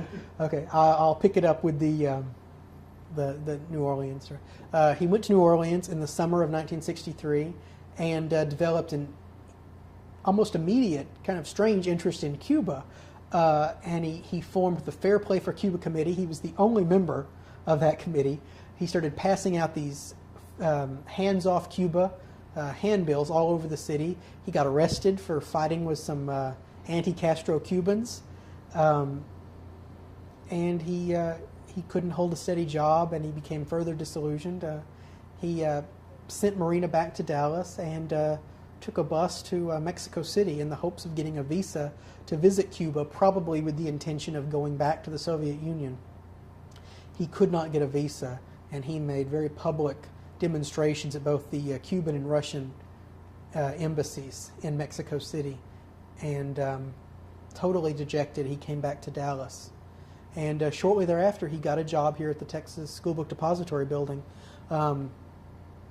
He and Marina were living apart. He had a rooming house in Oak Cliff, which is a suburb of Dallas, and Marina and June, and Marina was pregnant again, and she shortly had another daughter named Rachel. They were living in Irving with a friend named Ruth Payne. Oswald would work at the depository, and usually on Fridays he would ride home with a co-worker and spend the weekend with Marina, constantly trying to reconcile with her and just spending time with his family. The week of the assassination, things changed a little bit. Instead of the normal Friday weekend routine, he asked for a ride over to Irving on Thursday. He told Wesley Frazier, the depository co-worker that he gets a ride from, that he wanted to pick up some curtain rods that were there at the house in Irving for his rooming house. And so he got a ride there, surprised Ruth Payne and Marina. They weren't expecting him. And during that evening, he tried very, very hard to reconcile with Marina. He apologized to her and tried to get her to move in with him. Marina was adamant. She would not return his affection, and she would not move back in with him. And Oswald finally gave up. He was very quiet. He watched TV for a few hours and went to bed earlier than he usually did when he was over at the Payne's house. The next morning, by the time Marina woke up, Oswald was gone. He had left $170 in cash, most of their savings, and his wedding ring on her bureau. And he had gone to the depository with a brown paper-wrapped package that he had told were the curtain rods. He walked into the depository building, and that's what we know. At 12:30, President Kennedy was assassinated. After the assassination, Oswald left the depository. He was first seen about a minute and a half or so after the assassination in the second-floor lunchroom by Dallas police officer Miriam Baker, and the manager of the depository, Roy Truly. Truly recognized Oswald as an employee. Oswald was not detained, and apparently he walked out the front door of the building. And he went to his rooming house in Oak Cliff. He changed clothes. Apparently, got his pistol. He had a revolver, and went off walking down an Oak Cliff street. About 15 minutes after he left the rooming house, Dallas police officer J.D. Tippett was shot. Oswald was allegedly the gunman there. Oswald was then captured shortly thereafter in the Texas Theater, which was near the Tippett murder scene. He pulled his gun and tried to shoot a police officer as they approached him, and he was ushered out of the building and taken to the police headquarters. He was interrogated and marched up and down the halls, and that's where we have our film of Oswald. And he did have a midnight press conference right after he was charged with the murders of President Kennedy and the policeman. And he was shot by Jack Ruby on Sunday, and he died at Parkland Hospital. And that's he was 24 years old. And did his mother make burial arrangements for Fort Worth? Or who decided? Did his mother make the burial arrangements? I'm not really sure who made the burial arrangements. There's kind of a short, interesting story about Marguerite involving the assassination. Marguerite called the Fort Worth Star-Telegram the day of the assassination, and Bob Schieffer, who has since gone on to become a very popular CBS correspondent, he was working there at the Fort Worth Star-Telegram at the time. He picked up the phone, and Marguerite said, is there someone there who can give me a ride to Dallas? And Schieffer said, well, lady, the president's been shot, and we're not a taxi service. And Marguerite said, well, I know the president's been shot. My son is the one accused of shooting him. And so Schieffer immediately went and picked her up and drove her to Dallas. Schieffer brought her in and got her in there with the police, and Schieffer was able to stay for a lot longer than he really should have before he was ushered out. He kind of posed as a police officer inadvertently. But Marguerite, according to Schieffer, was overly concerned about her own treatment in history. Ever concerned about money, Marguerite was worried about how the mother would be treated. She said, they'll worry about the widow. Or, well, they'll worry about the wife. She wasn't a widow at the time, of course, but she said, they'll worry about the wife. They'll worry about Marina. They'll feel sorry for Marina, but they'll never think of the mother. She was worried that she would never get any money. She expressed little concern for her son. In the years after his death, she always claimed that Oswald was innocent. She said he was an agent of the government. She kind of fueled that. Her testimony to the Warren Commission is amazing.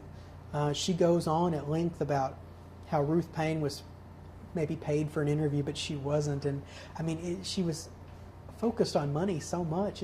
She was a fascinating person. Many people think that she was a little unstable. Judging from Oswald's youth, she was certainly domineering. But yeah, she's a fascinating, very colorful character in the assassination. Marina still is local. She still lives here locally, and she's remarried.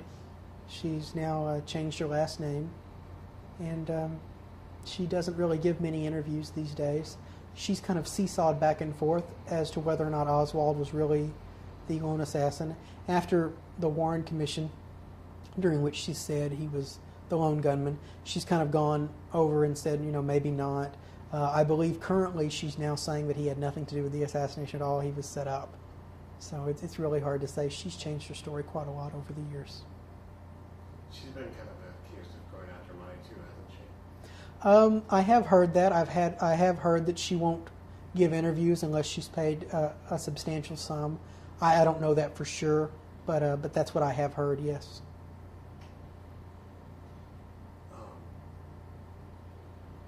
Can you talk a little bit about the Warren Commission and then the House, how these things came about? Immediately after the assassination, in 1963, President Johnson assigned Chief Justice of the Supreme Court, Earl Warren, to lead a commission to investigate the assassination of John F. Kennedy. The commission was a bipartisan effort. It included senators and congressmen, including future President Gerald Ford. He was on the commission.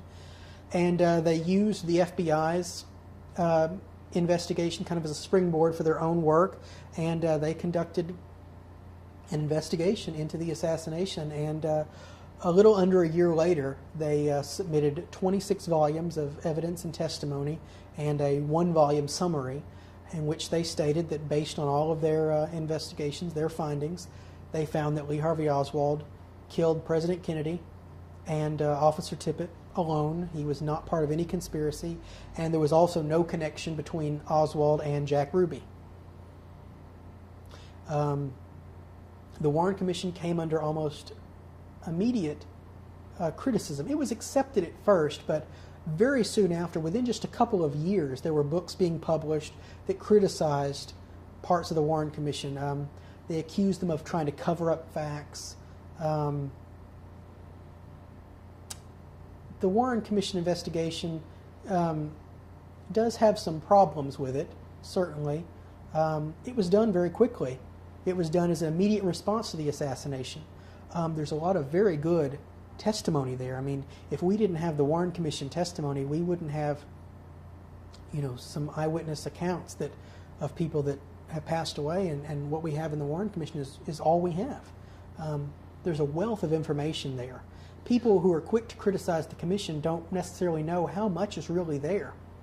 There are some problems with it, and it's been overly criticized for 40 years now. As a result of all the criticism that had come out about the Warren Commission, in the 1970s, the House Select Committee on Assassinations was formed to further investigate the assassination, to reopen the investigation into John F. Kennedy, and also investigate the assassination of Martin Luther King.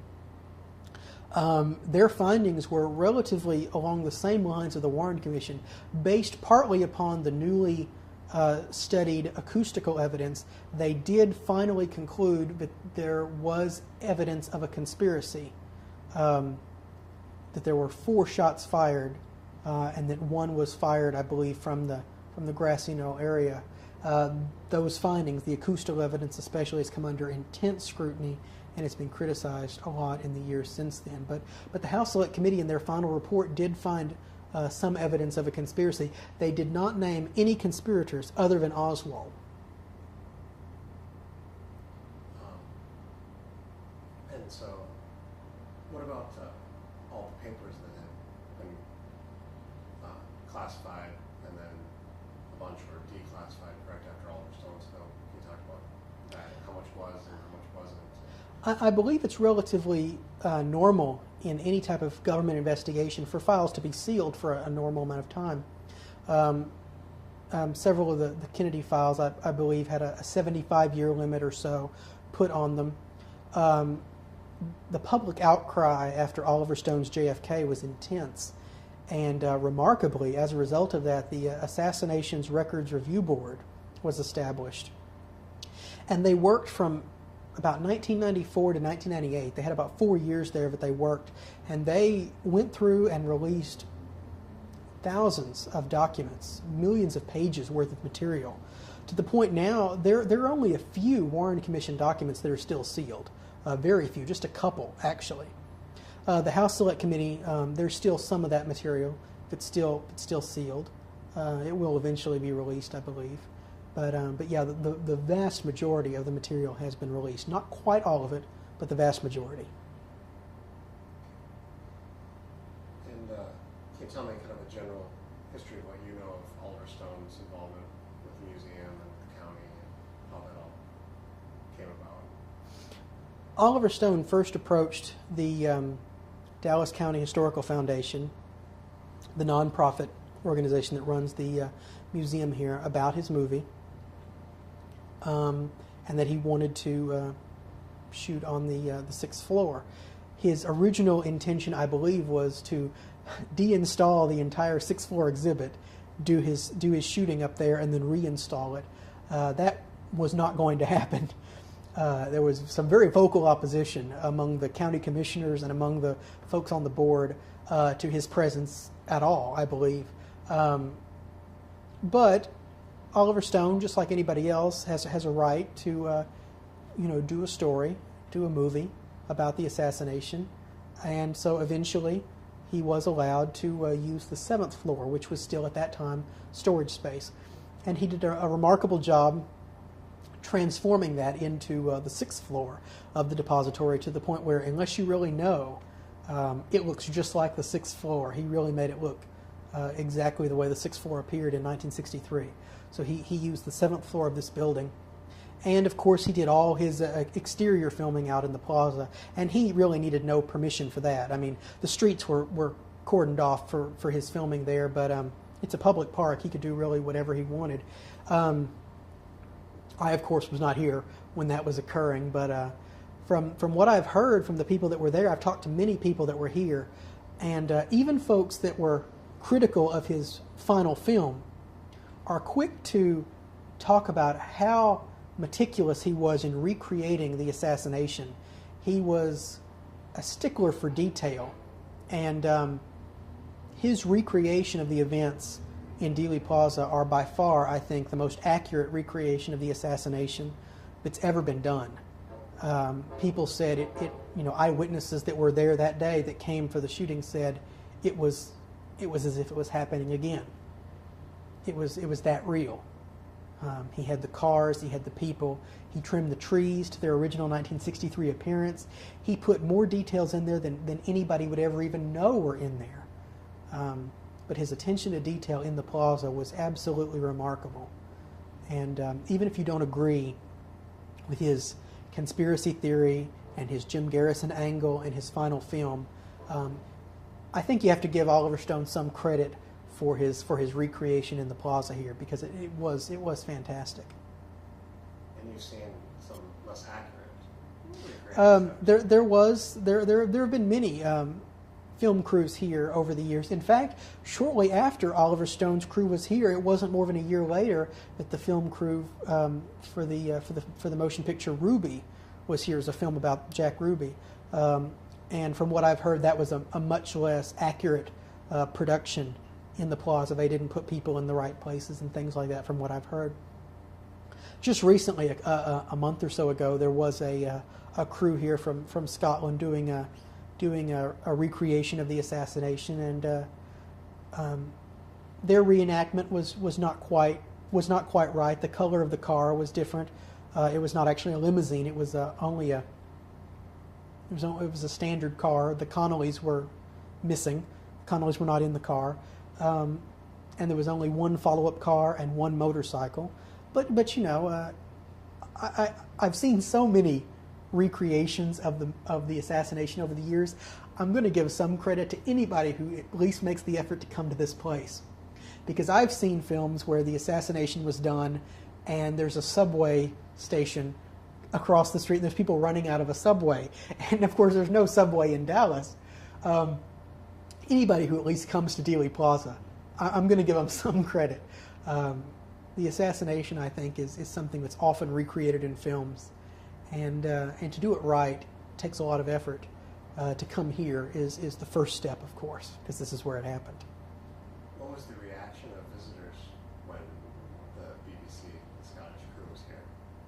It's interesting. They were enthralled by it. I mean, there were people out there with video cameras filming it, and they didn't know that, you know, they didn't realize that the Connollys weren't in the car and that the car was a different color, and you know, they didn't see the inaccuracies in it. They were fascinated that there was Jackie in the pink suit, and there was you know, a car, and there was assassination taking place.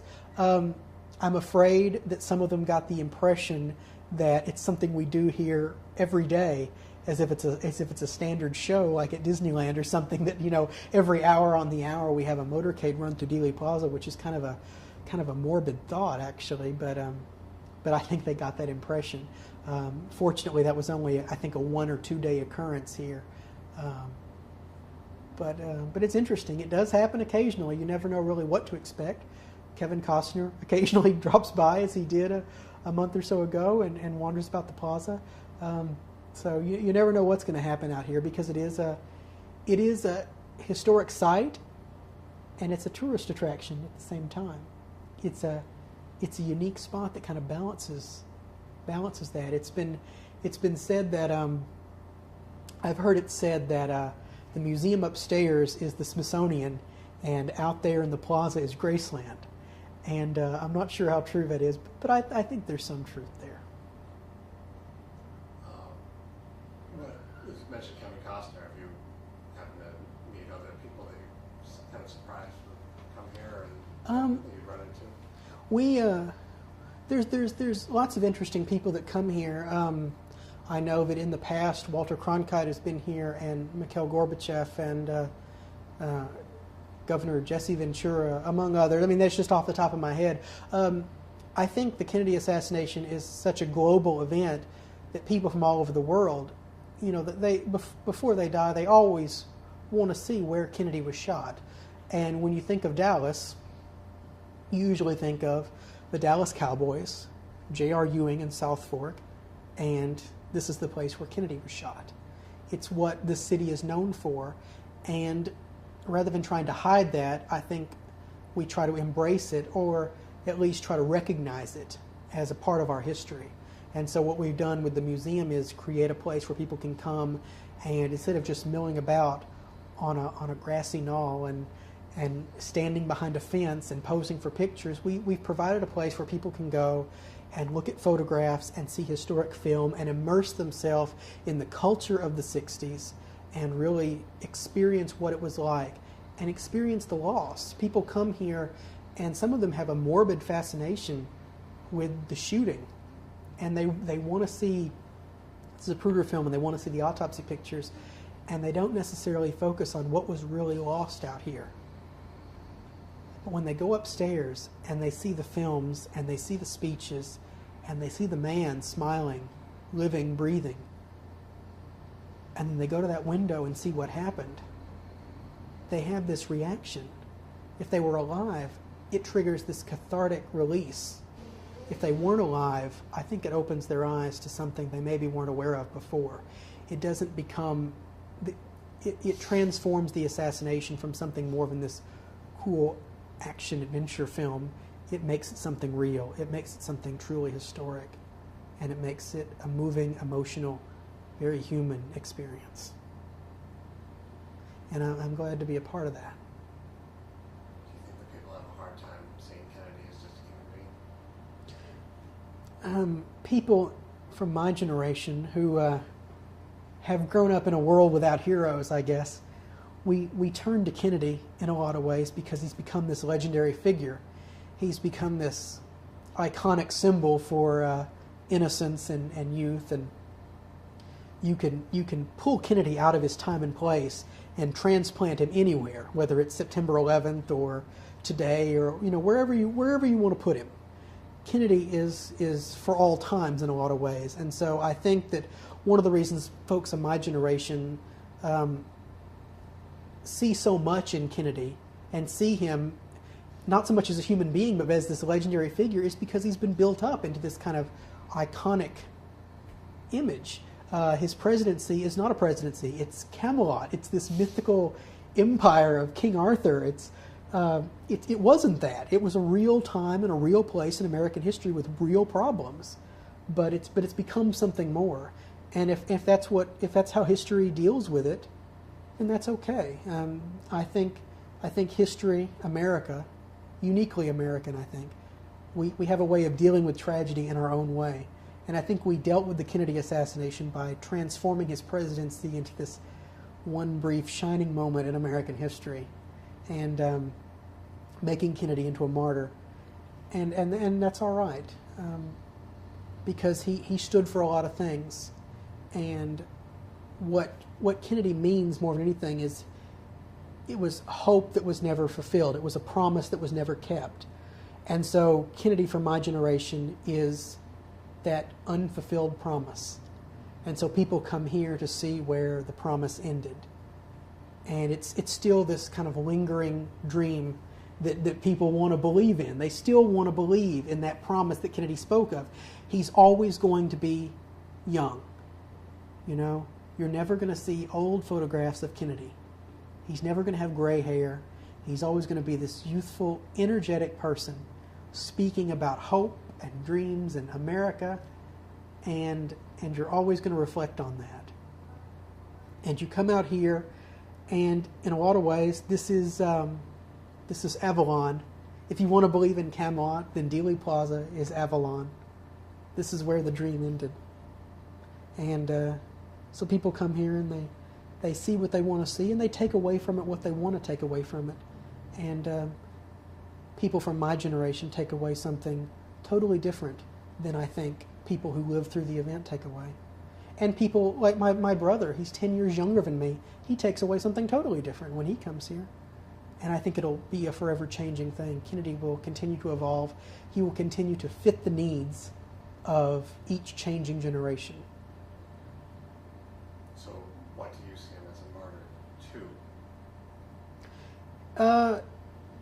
to? He's a martyr to, well, I don't necessarily see him myself.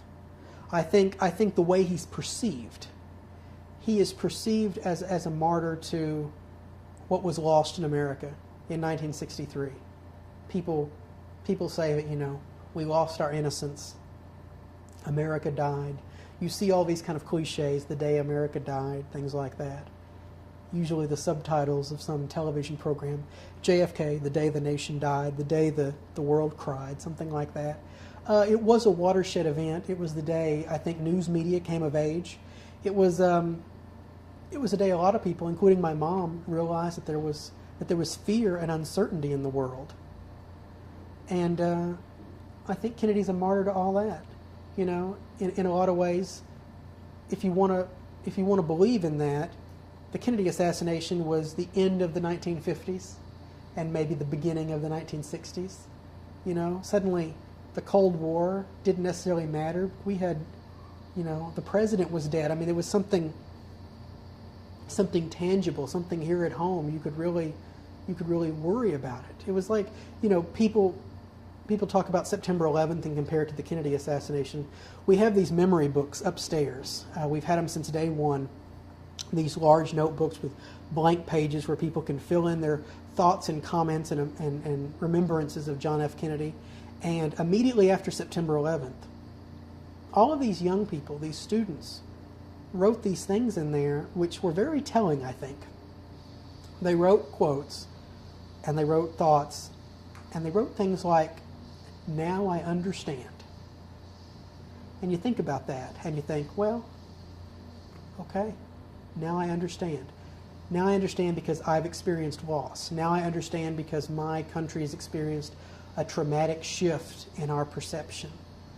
You know, we woke up on September 9th, September 10th, and everything was normal, and then everything changed September 11th. November 21st, the world was, you know, a normal place. People went grocery shopping, people watched television shows, everything was normal. And then November 22nd, the world was plunged into chaos and mourning. And for those 4 days in November,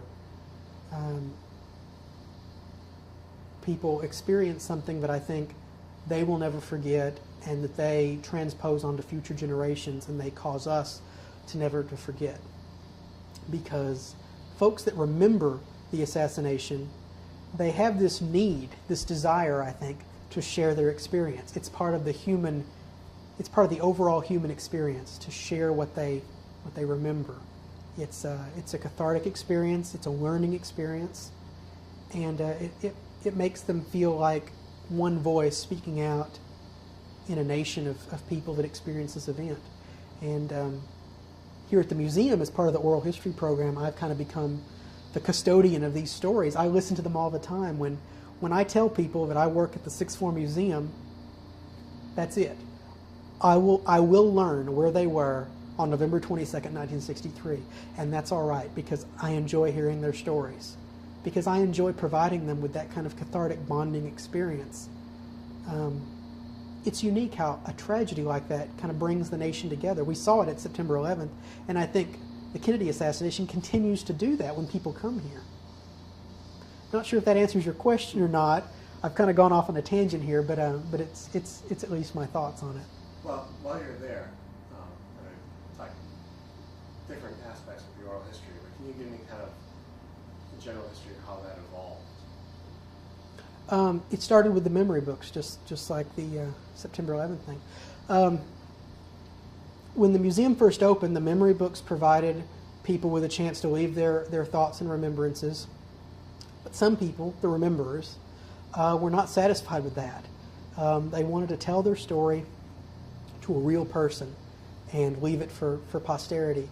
They sought out museum staff members and wanted to tell their story. This was back in 1989, the year the museum opened.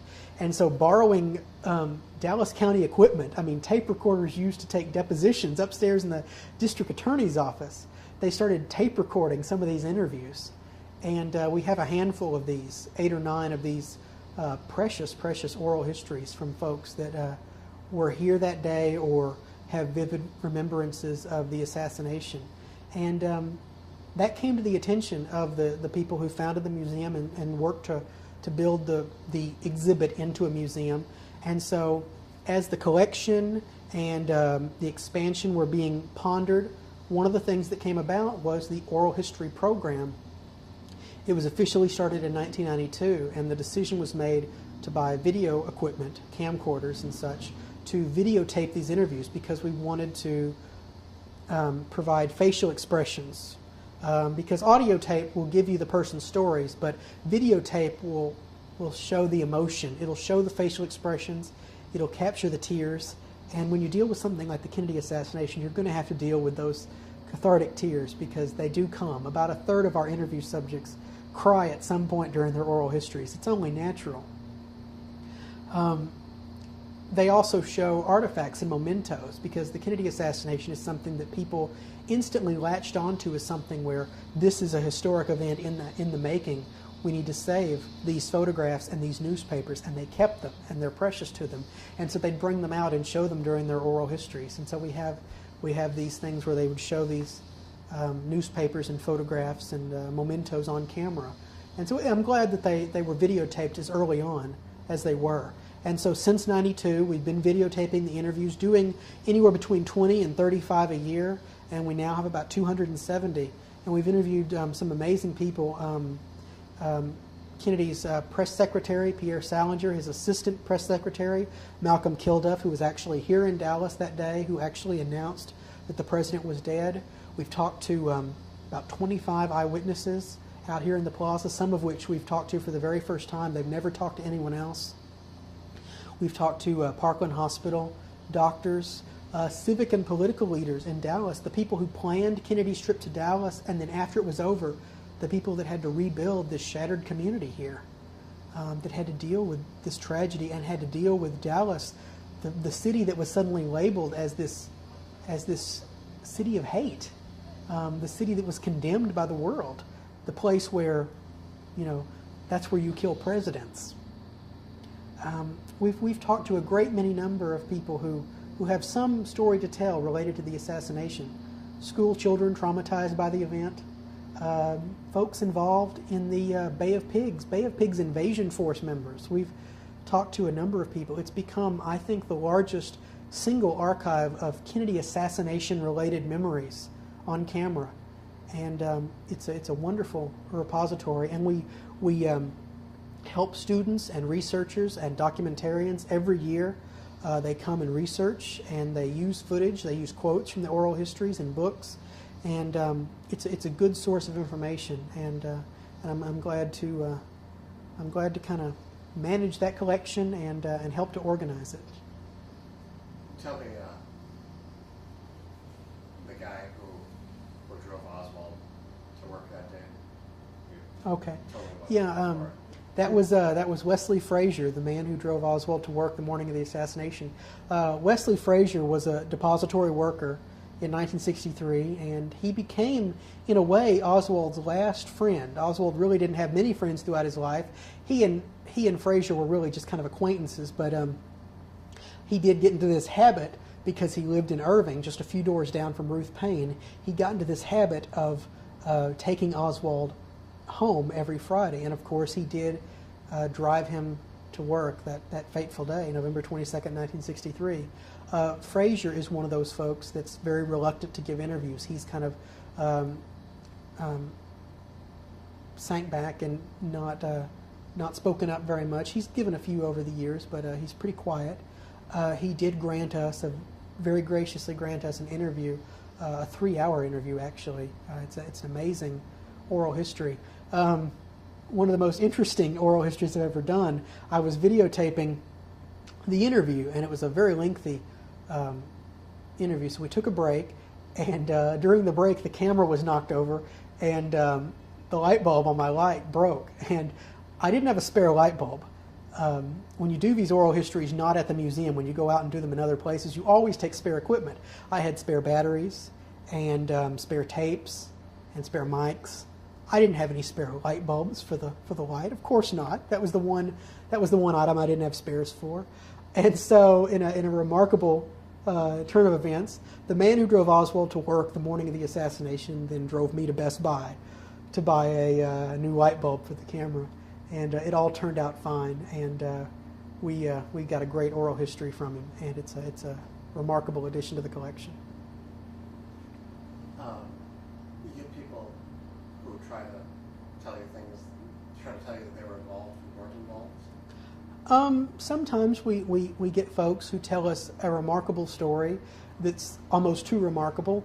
Usually it's I was here, and then I was there, and then I was there, and then I was there. They were 4 remarkable parts of the story. And you check these things out, and sometimes it's as easy as going to a photograph or going to a film clip that maybe they don't even know exists, and simply not seeing them there. We try to be very careful, because there are folks, I mean, not just here at the museum, but there are folks out there in the world that have given interviews and appeared in books and on documentaries that claim to have been in Dealey Plaza, and we really can't be sure if they were or not. I mean, we really don't know. It's kind of just their word. Folks that have never come forward, someone can come forward 25 or 35 years later and say, I was that man right there, standing there in the hat. And if no one else ever claims to be that person, well, I guess that person's it. It's just one of those things you have to deal with. It's just one of those things. We've done some interesting oral histories with folks. I'm relatively confident that most of the people we've talked to were where they say they were, and of course I'm a trusting person. So you had some people who try to pass themselves off as being something than the other. I mean, if you ever occasionally that'll come by. Usually it's before they ever reach me. Then maybe we'll tell a story to somebody in our security staff, and security will pass that on to me, and I'll maybe check it out a little bit and might not follow up with it, something like that. I can't necessarily think of any particular instance where somebody's actually come up to me and told me a story and I've just not believed it. That hasn't happened. I'm not going to say it never will happen, but it hasn't happened yet. How have people's memories kind of honestly changed over time? Well, that's an interesting thing. Oral history in many ways is this race against time, because people's memories fade, and people themselves, they just pass away. We lose people every single year. I mean, we're talking about 6 seconds 40 years ago, and to remember the vivid details of that particular instance, I mean, it's amazing. I just did an interview a few weeks ago with the Newman family that were out here on the grass, the closest eyewitnesses to the motorcade at the time of the fatal headshot, and they have a remarkable memory and have changed their story little, if any, in the 40 years since the assassination. But they're the exception, really. Most people will change a little bit. They might innocently, without even realizing it, embellish their story a little bit, add a puff of smoke or a flash of light, as Lee Bowers did to his, within a couple of years. People just forget things. They start to blend events together. It does happen. As time catches up with them, things start to blur and they get hazy. And so it's a matter of time. It really is.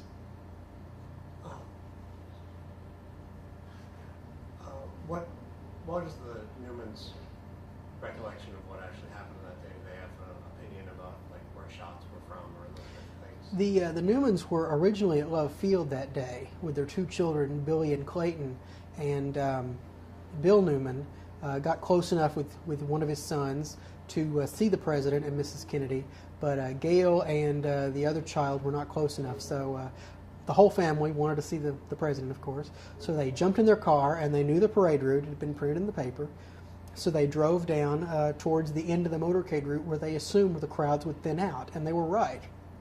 They chose the spot on the sidewalk on Elm Street just before the triple underpass there and the on-ramp to Stemmons. It was the very end of the motorcade. And of course, they stood in the fateful spot where the headshot took place, right in front of them. They recall a visual impact. They, of course, remember seeing the side of the president's head explode. Newman immediately thereafter was taken to WFA Channel 8, the studios just a few blocks over, and put on the air. Both of them were put on the air within about 30 minutes of the assassination. And Bill Newman originally said that he felt like the shots had come in the general direction behind him. He originally says the garden up behind him, which most researchers assume is the grassy knoll. When I talked to him just recently, he said that it was more of a visual impact. The shots definitely came from the direction behind him, but he cannot specify whether it was the direction of the grassy knoll behind him or if it was the depository, because that was also in the general direction of behind him. So he's not real helpful as far as where the specific shots came from. He was focused on the president's car, and he saw a visual impact of the shot. And of course, immediately thereafter, he said, "That's it, hit the ground," and they fell on top of their children to protect them. And there's been many famous photographs of them taken laying on the grass. They kind of became these symbols of the assassination. There's certain pictures that have kind of become these iconic symbols of that weekend. The Newmans laying on the grass covering their children, the image of Lyndon Johnson being sworn in aboard Air Force One, images like that, the image of John saluting as his father's casket wheeled by on his birthday, no less. Images like that are seared into the national consciousness, and I think that's one of the reasons why the assassination story has endured, because we have these visual images, these people. Another one is the image of Oswald being shot, that look of agony on his face, and Jim Lavelle, the policeman in the white suit, standing next to him with this look of horror on his face. That look of horror symbolizing the feelings of an entire nation as Jack Ruby lunged out and shot him. Images like that, these frozen snapshots in time, they really evoke images even today for me, and I wasn't even born at the time of the assassination. Can you tell me the story of Zapruder selling his film? First trying to get it processed. Right.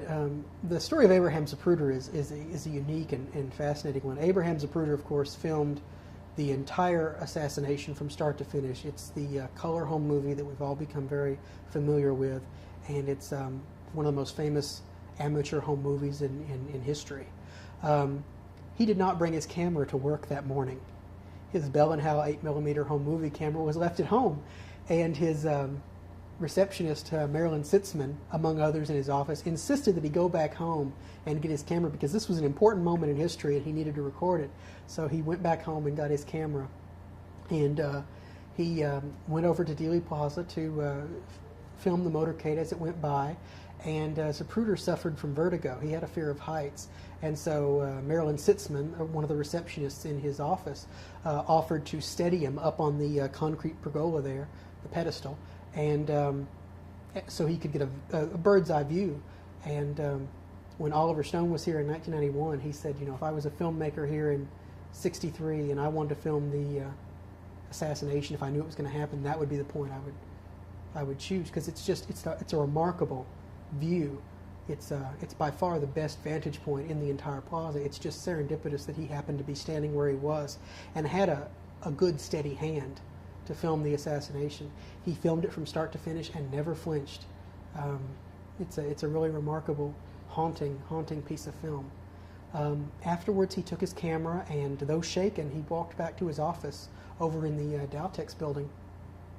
And word got out that there was a film of the assassination, and a series of events eventually led him over to the Kodak plant here in Dallas. And they showed his film once. Zapruder saw it, and so did members of the Secret Service and FBI. And from what I've heard of the accounts of that, it was as if they were all just hit in the stomach. It was a wrenching experience to watch that the very first time it was shown on a creaky projector in a quiet room. Not knowing what was on it before. We've all become somewhat callous and cynical as we watch it because we know what's going to happen. But when you watch that film and don't really know what it shows, well, you know it shows the assassination, but you don't know how accurately it shows it or what it shows. Imagine seeing it for the first time. It must have been truly amazing. Copies were made at a nearby film company, the Jameson Film Company, and Zapruder went back to Kodak, and they were processed there. The next day, the film was sold amongst a horde of journalists from all over the world trying to clamor to buy up that film. Zapruder sold the print rights to Life magazine to the West Coast bureau chief, Richard Stolley. He came in, and Zapruder thought he was a polite young man, and he sold it for $50,000. And Zapruder donated half of that money, $25,000, to the J.D. Tippett family. And apparently, he never received a thank you for that donation, and I think that always bothered him. We did an oral history with Marilyn Sitzman, the receptionist, and I think she said it always bothered him that he never got a thank you for that $25,000 donation that he gave the family. A little while later, Life negotiated with Zapruder again to get the remaining rights, the broadcast rights of the Zapruder film, and that the final total for that, Life magazine paid Abraham Zapruder $150,000 for the film. The film later went back to the Zapruder family, the right to it, and they later donated that to the Sixth Floor Museum, which is where it is now. We own the rights to the Zapruder film, and we try to take good care of it because it is a very important film.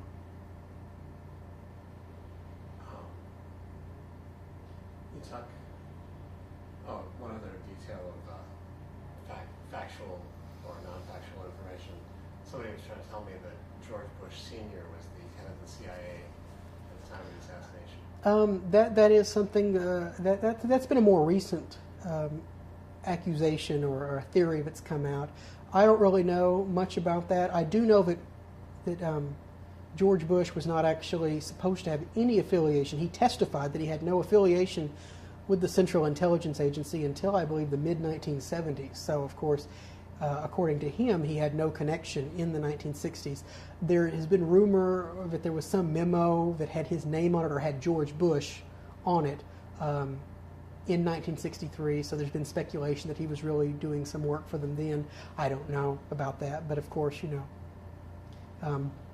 I firmly believe that as we progress and reach the 50th and 60th and 100th anniversary, that everyone who was alive in America will at some point be implicated in the assassination, because that's just the way of this. It's such a unique and convoluted story with twists and turns around every corner of it. You can find avenues to blame anyone. You have all the presidents being involved. You have Gerald Ford on the Warren Commission. You have Lyndon Johnson already being blamed. Richard Nixon was in Dallas just prior to the assassination, and now you have George Bush.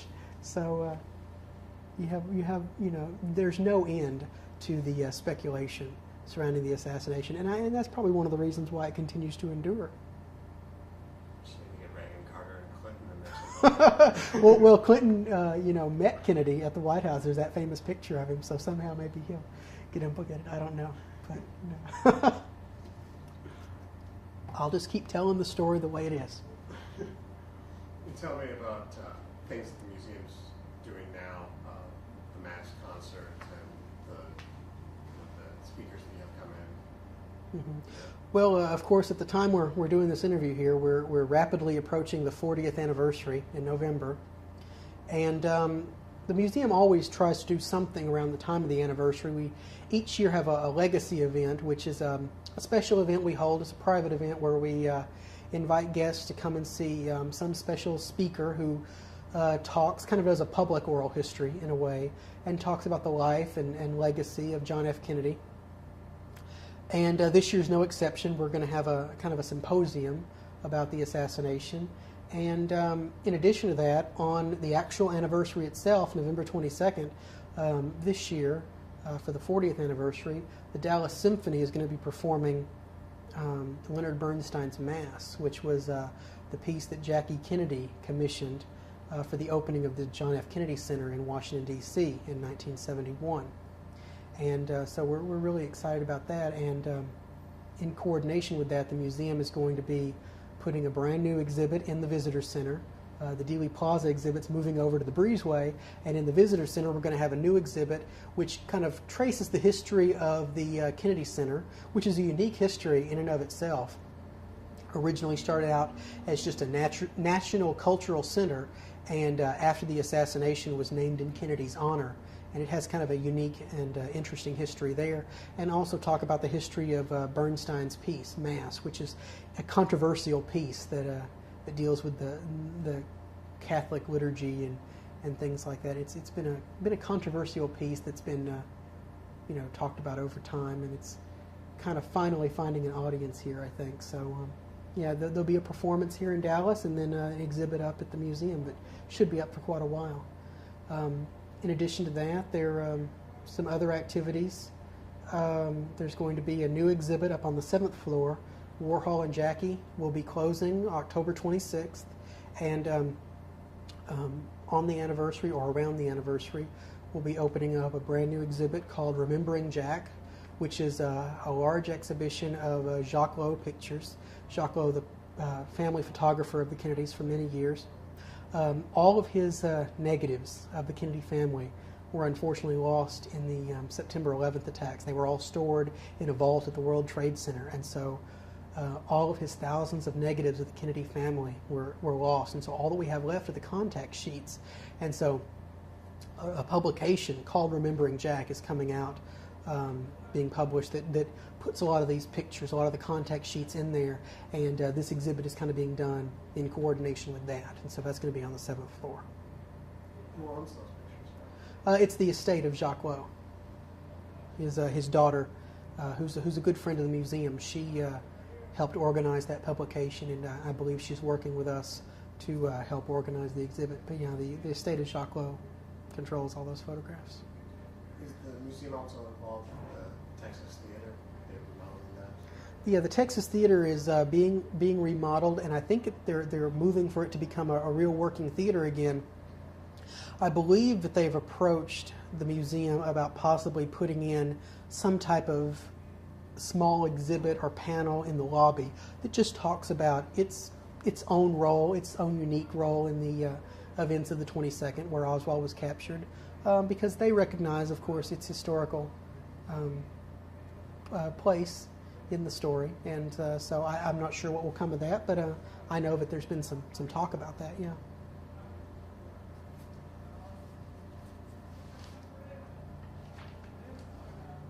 Yeah, you mentioned Richard Nixon being in town.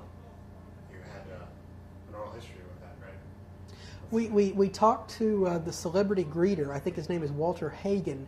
He was the celebrity greeter for American Airlines, and I think he met Richard Nixon at the airport when he flew out. He left, I believe, the morning of the 22nd, just a few hours before Kennedy arrived. He was here in town representing his law firm at a Pepsi Cola convention, if I'm not mistaken. So, yeah. You mean like just that he wasn't actually here on a legal matter, or more of a sales pitch? It was well his law firm, I think, represented Pepsi at the time, and so he was here representing them at a Pepsi convention. So getting back to you personally, do you plan on staying with the museum for indefinitely? Or? I think so. It's a part of my life. You know, the assassination has always been a part of me. It's a part of my history. It's a part of the town I grew up in, and it's never been something I've shied away from. I've always been very open about my study of the assassination, and I found I think the greatest outlet for it here. I think I can do the most good here, and I love what I do with the oral histories, getting to meet people. I meet people that I've read about all my life, and suddenly they're sitting right in front of me, becoming my storytellers. There's not a better job in the world. So how long do you figure before you run the place? Well, Jeff might have something to say about that. No, I really love the museum, and I love what I do, and I hope I'm here for a long time. How does it strike you that so many people now working for the museum weren't even alive when it happened? I think it's very interesting. There is a lot of us youngsters walking up and down the halls now.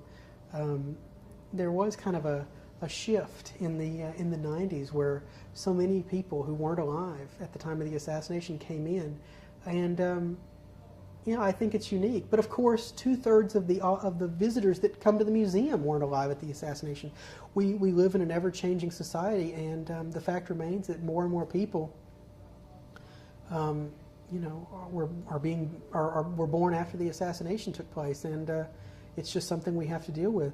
It means that the museum has a responsibility to be ever-changing and evolving to meet the needs of a changing audience.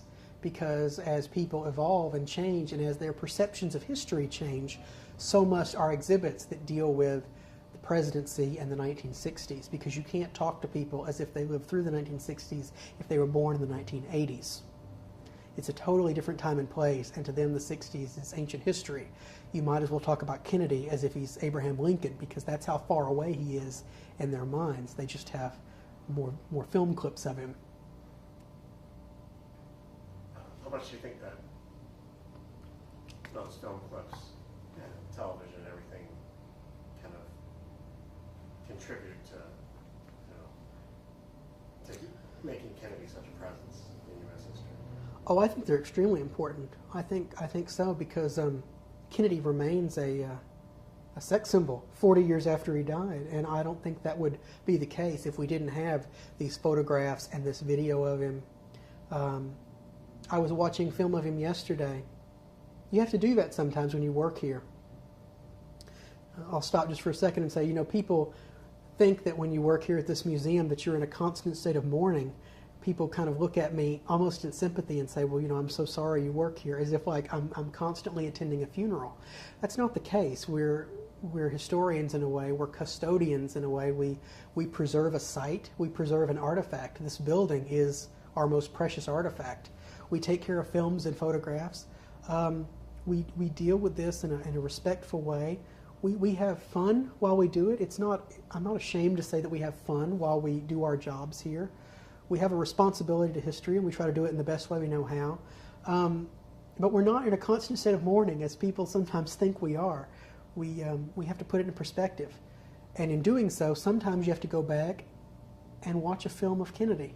You have to realize that there's more to this man than his death here on this street. He was a real person, and he had a presidency, and he had a life. And I was watching a film of him yesterday, and I was thinking to myself, my gosh, what a charismatic person.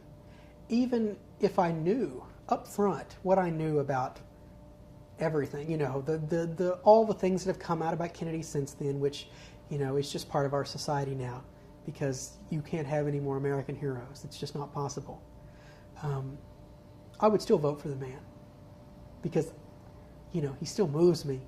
He still sways me. I guess I'm still a believer. I'm still sucked into it. I can't help it. I think a lot of people are like that. I'm also a Democrat, so that might have something to do with it. But yeah, I still believe in Kennedy, and I think there's a lot of people that agree with me. But if I didn't have this film of him, if I didn't have his inaugural address, if I didn't have him, doing his hand and doing those, making those gestures and talking the way he did, I don't think I would feel the same way about him that I do. What opportunities has the museum opened up for you? The museum has given me a balanced perspective. In a lot of ways, I came here a graduate, a liberal arts graduate, a history student, and I think I've been transformed into a pseudo-historian. I'd like to say a historian. I came here with my ideas about the assassination, I was a child of Oliver Stone. I watched JFK.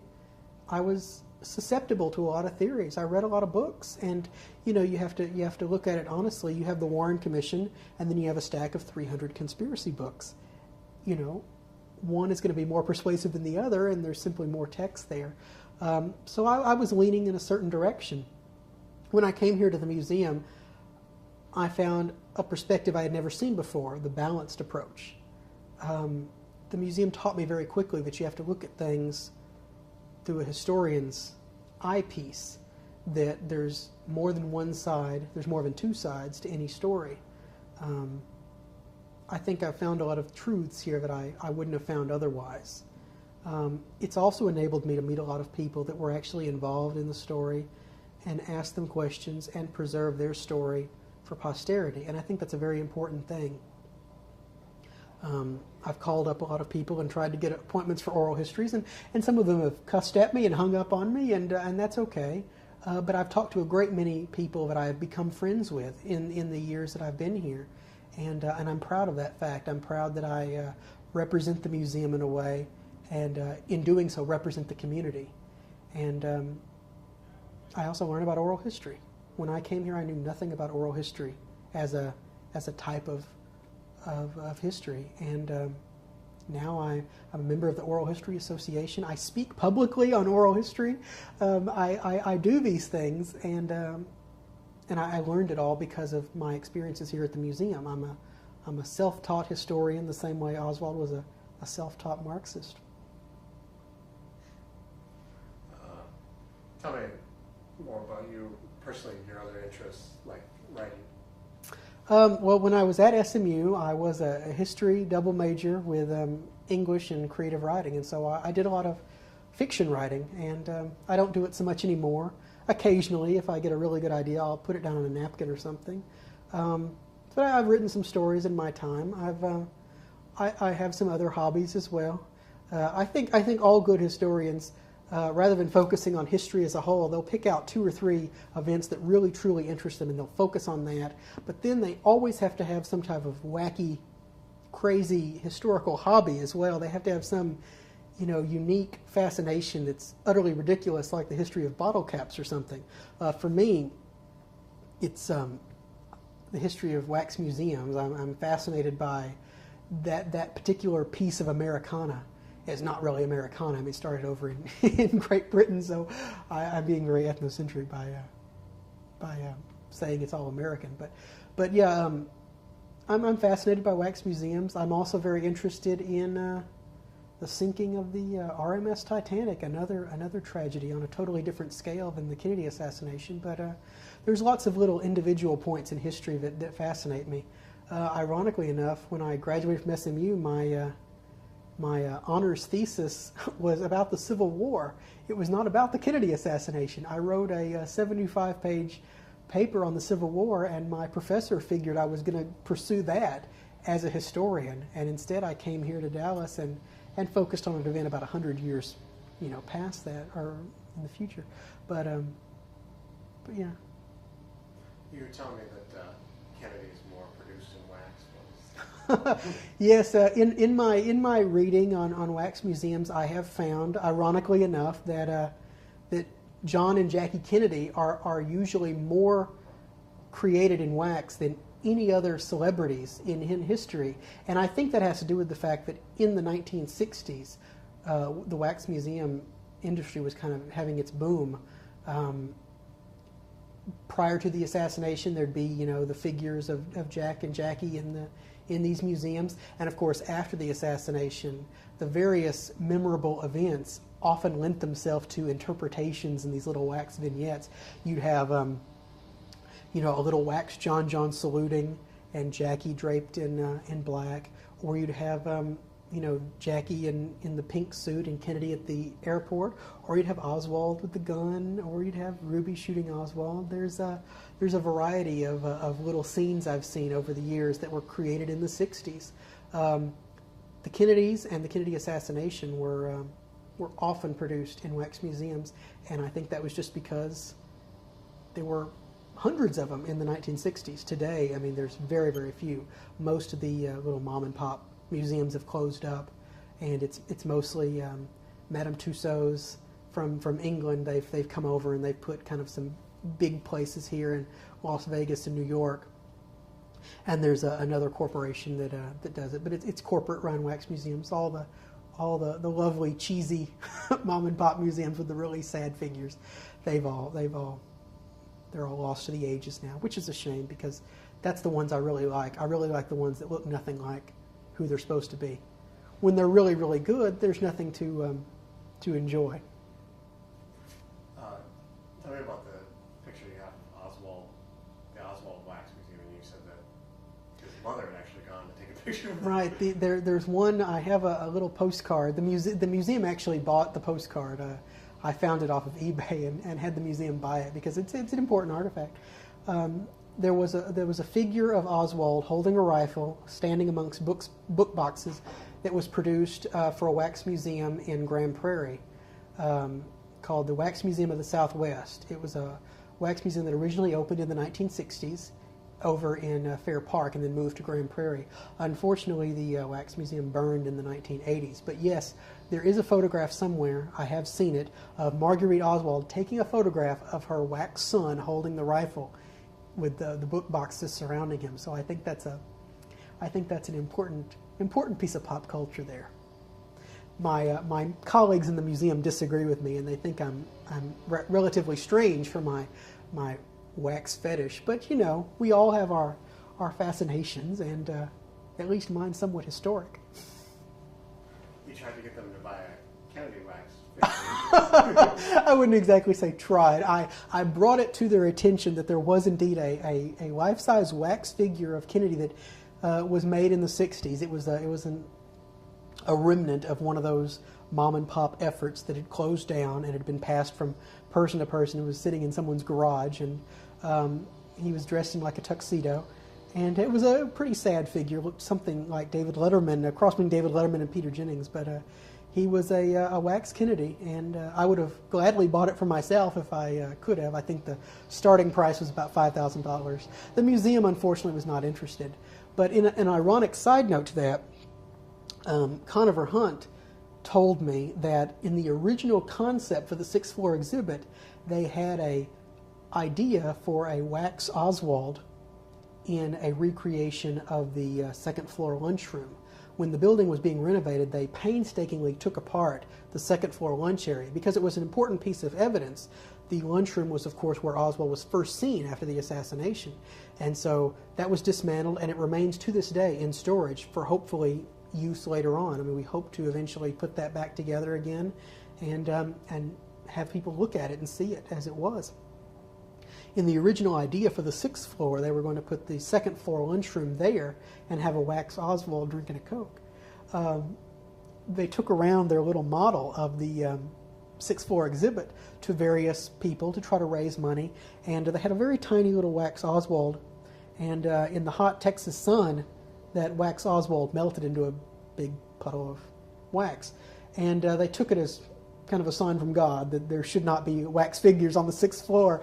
And I feel like that will remain forever the credo here. So, which is okay. I shouldn't mix work and pleasure anyway. So I'll keep my wax fetish just to confined to the pictures posted in my office.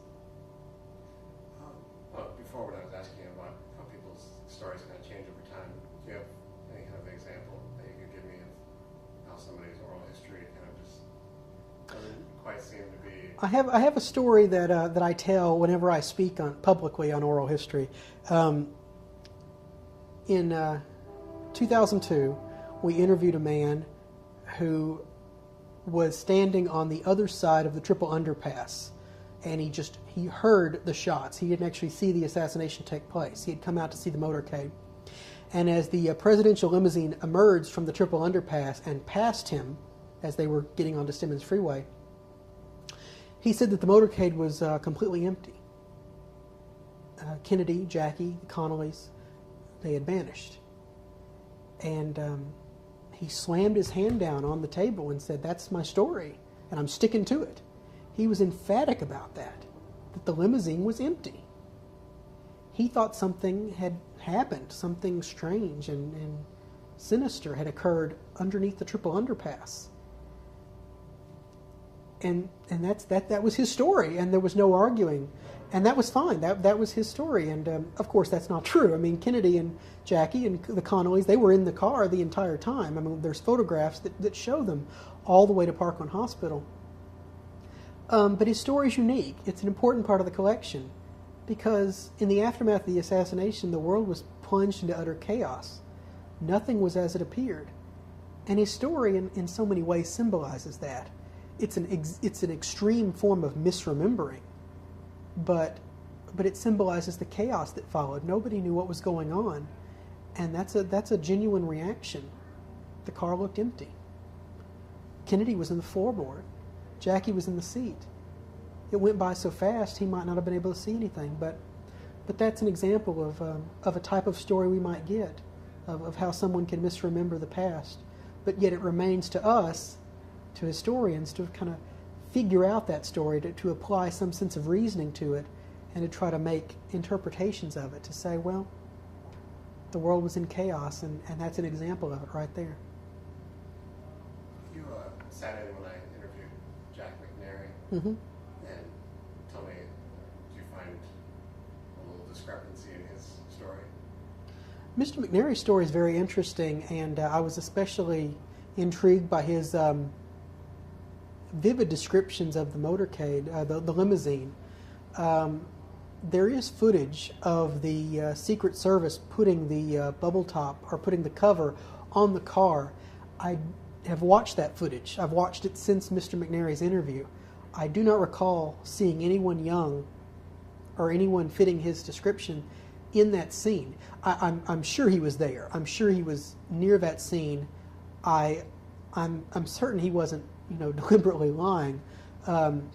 It's possible he saw it happening and then perhaps kind of applied that to himself as if he was doing it. It is possible that he was kind of just out of the frame of the camera. I mean, there's a lot of interpretations. There's a lot of reasons behind it. But in the film we have at the museum, the only people that show up are identified Secret Service agents and Dallas police officers putting the cover on the limousine.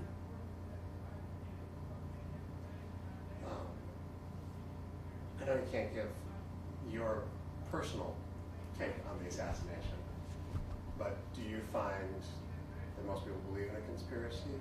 And do you find most people believe in a conspiracy? In the polls that are held every year, it's always over 50% of the country still believe in a conspiracy. I've seen numbers up into the 70s that 70% believe there was a probability of a conspiracy.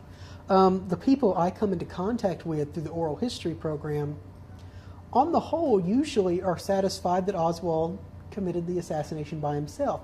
These are usually journalists, members of the media, Dallas law enforcement.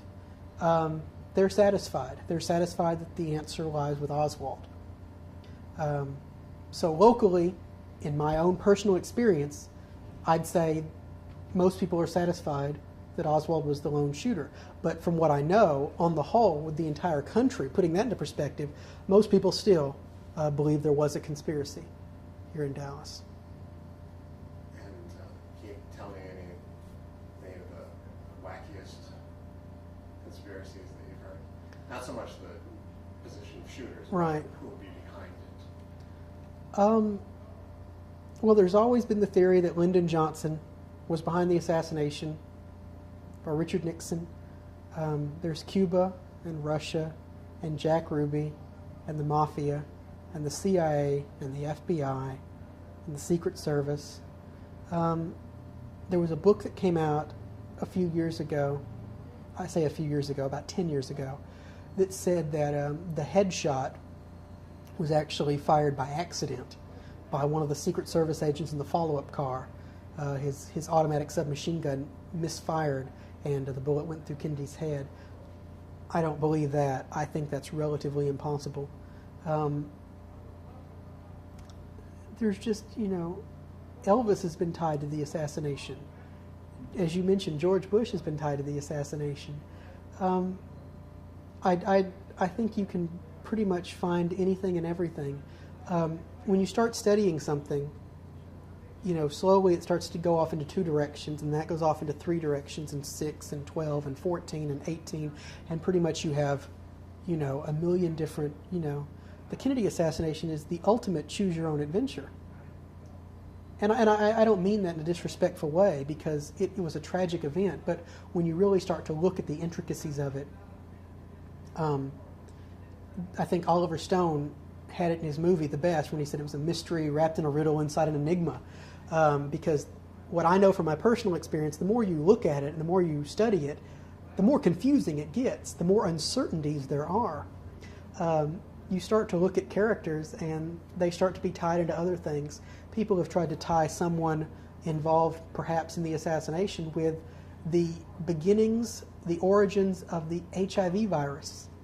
You start linking Kennedy and the HIV virus, you start linking Kennedy and ancient cults. It's incredible. It's incredible, and there's not enough videotape on Earth that could cover all the conspiracy theories and allegations and suggestions that are out there. That's not to say that it wasn't possible. It's very possible that a conspiracy killed John F. Kennedy. It's also, I think, possible that Lee Harvey Oswald killed President Kennedy alone. I simply don't know. I simply don't know, and I don't think we ever will. And I think that fact, and that's the only certainty is we never will know. That fact will keep people coming out here to this plaza year after year after year, looking around, walking around, looking at the fence, searching as if the answer is still here somewhere. As if 40, 50, 60 years later, the answer to this greatest of mysteries can still be found somewhere out here in Dealey Plaza. Do you remember the person who tried to involve Elvis in it? How that went? There's a website out there that's relatively satirical, I think, that that has all these suggestions, correlations, things like that. I don't remember now, but I have heard something about Elvis and Kennedy and the assassination. So with your future plans, do you plan on ever trying to do something with your writing? Plan on channeling that into history books? I would love to write a book, but I don't know. I'm still pretty young, and I know some things about the assassination, but I'm an amateur. I really am. I do what I do. I manage the oral history program, and I'm very happy with that. And I look forward to a future continuing to not research the assassination, but preserve it, chronicle the story, and help future generations, younger than me, understand what took place there, and try to help provide some balance in a world full of leanings one way or the other. I think that's what the entire museum does, and I think that's what every staff member here, I think that's what their ultimate goal is to provide a very balanced story. Just ask you a couple of my standard questions on what do you think the world would have been like if Kennedy hadn't died here? I don't really want to speculate on what the world would be like if Kennedy had lived. I think it might have been different. I do, because it was such a traumatic event. I think about my mom. When you ask me that question, I think about her as a child and the loss of faith that she's experienced in the government and the system. But of course, Watergate did the same thing. I think if the Kennedy assassination robbed America of its innocence, as people suggest, I think that might have just occurred a few years before it would have happened anyway. But I don't really want to speculate, because I don't think you can say what might have happened. I will leave that up to the great science fiction writers who are constantly inventing time machines to send people back in time to save Kennedy and create all sorts of fiction there, because the assassination lends itself to all kinds of interpretations in the science fiction genre. Looking at Kennedy in comparison with other presidents, how would you rate him? How would you see him in perspective of other people who held the job? Kennedy didn't have much of a chance, I don't think, to set himself up as a great leader. I mean, he wasn't Thomas Jefferson, he wasn't Franklin Roosevelt. But that doesn't matter, does it? Because he still ranks up there in polls as one of America's popular presidents. His 1,000 days in office are still looked on as this mythical Camelot. He's going to always be remembered as one of America's greatest presidents. When you have the classic lineup, it's always going to be Washington, Lincoln, Kennedy. It's always going to be those guys. Kennedy's always going to be one of them. Again, I think it all goes back to his charisma, his appeal to the people, this unfulfilled promise, this hope that he kind of left dangling there with his assassination. And I think the fact that he can be transposed out of his own time and placed into any situation you want him to be placed in, the fact that he can lend hope to situations today just as well as he could in the 60s. I think that I think that's important, and I think that makes him a success, even if his legislation wasn't necessarily, even if he didn't achieve much in office through legislation. One thing I forgot before is there's a conspiracy museum now, but there have been a couple of museums out there. Mm-hmm. Can you talk a little bit about When I remember as a child coming down here frequently. I mean, I've always lived in Dallas, and being always interested in the assassination, we would come down here frequently, and like the people out there today, I would mill about on the plaza and walk around the knoll.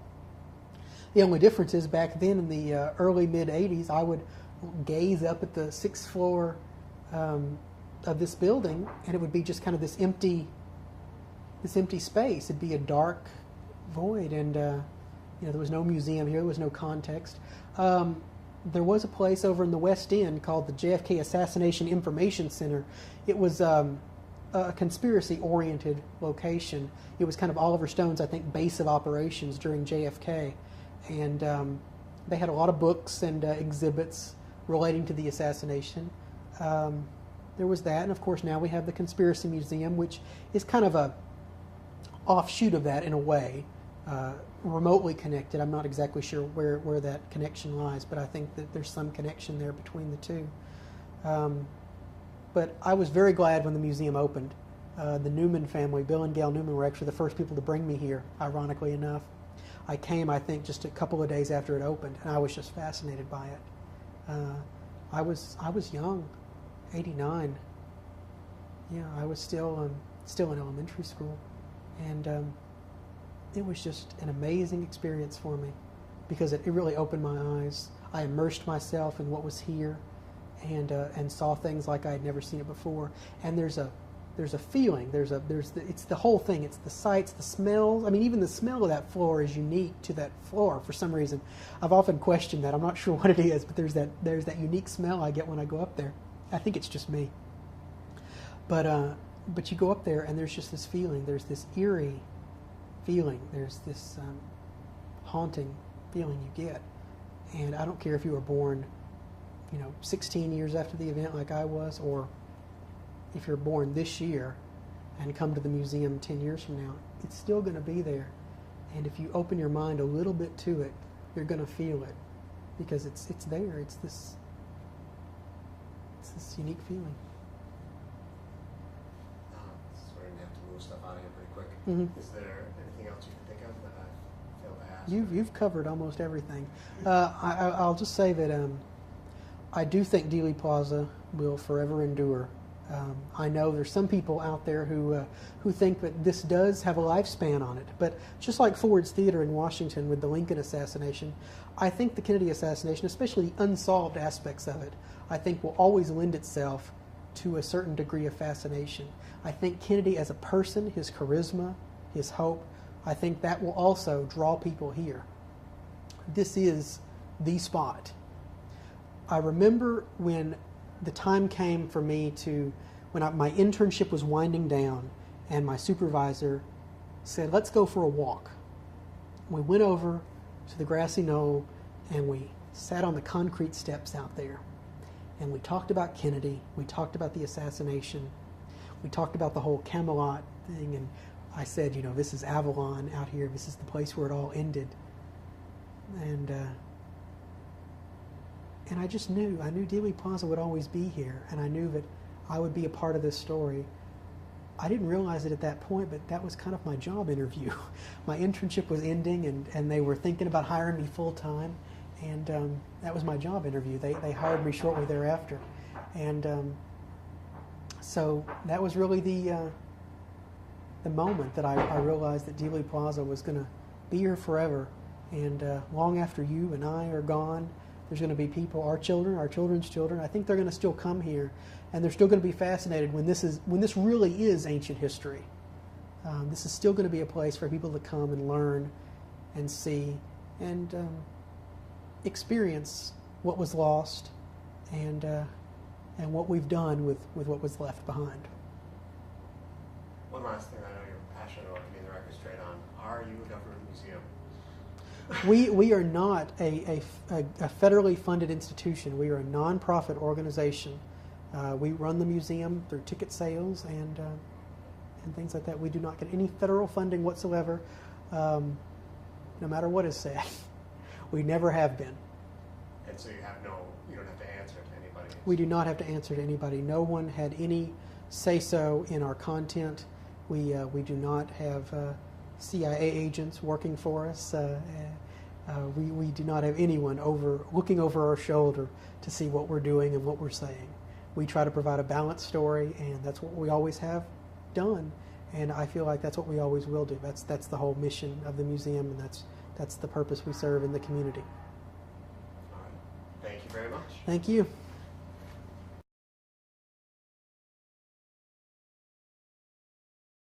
They launched Sputnik, and Kennedy recognized that, and he recognized what an important goal landing on the moon was, and so he did make that that goal for us. He said that we would land a man on the moon and return him safely to the Earth before the end of the decade, and by God, we did it. We did it in 1969, and I don't think there's too many people that don't think of landing on the moon without somehow thinking about John F. Kennedy, even though it was 6 years after his assassination. I think Kennedy is remembered for just his charisma in the way he spoke. It doesn't really matter what he talked about. His inaugural address, his famous speech where he says, "And we are all mortal." He had a youth and he had a charisma about him that transcends years. It transcends time. People don't necessarily look at Kennedy and automatically think about the 60s. They think about Kennedy and they think about hope and they think about promise, and they just think about the man. And so I think that's what he's remembered for. He's remembered for the promise that he gave America, the hope and the innocence of a time that was kind of shattered in a way by his assassination. You said something before about after 9/11, you'd seen shirts with Kennedy quotes. That's true. I do remember that. Not only that, but immediately after September 11th, I mean just hours, minutes within it happening, as network news was taken over by this event, anchors like Dan Rather kept constantly saying, people will remember where they were today, just like they will when Kennedy was shot. The parallels people would draw to September 11th, it was just amazing. And yes, shortly thereafter, T-shirts started popping up with Kennedy quotes on them.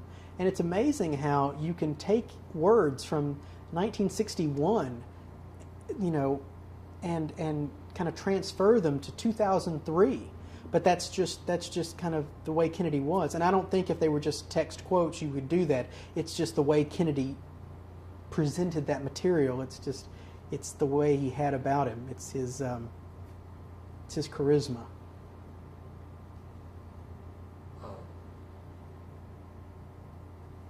What was the meaning of the term Lancer? Where did that come from? Lancer was Kennedy's Secret Service code name. Every president has a special code name that the Secret Service gives him. I do not know where it came from, but I do know that was his code name that the Secret Service gave him. And can you give me a general history of the Kennedy Memorial?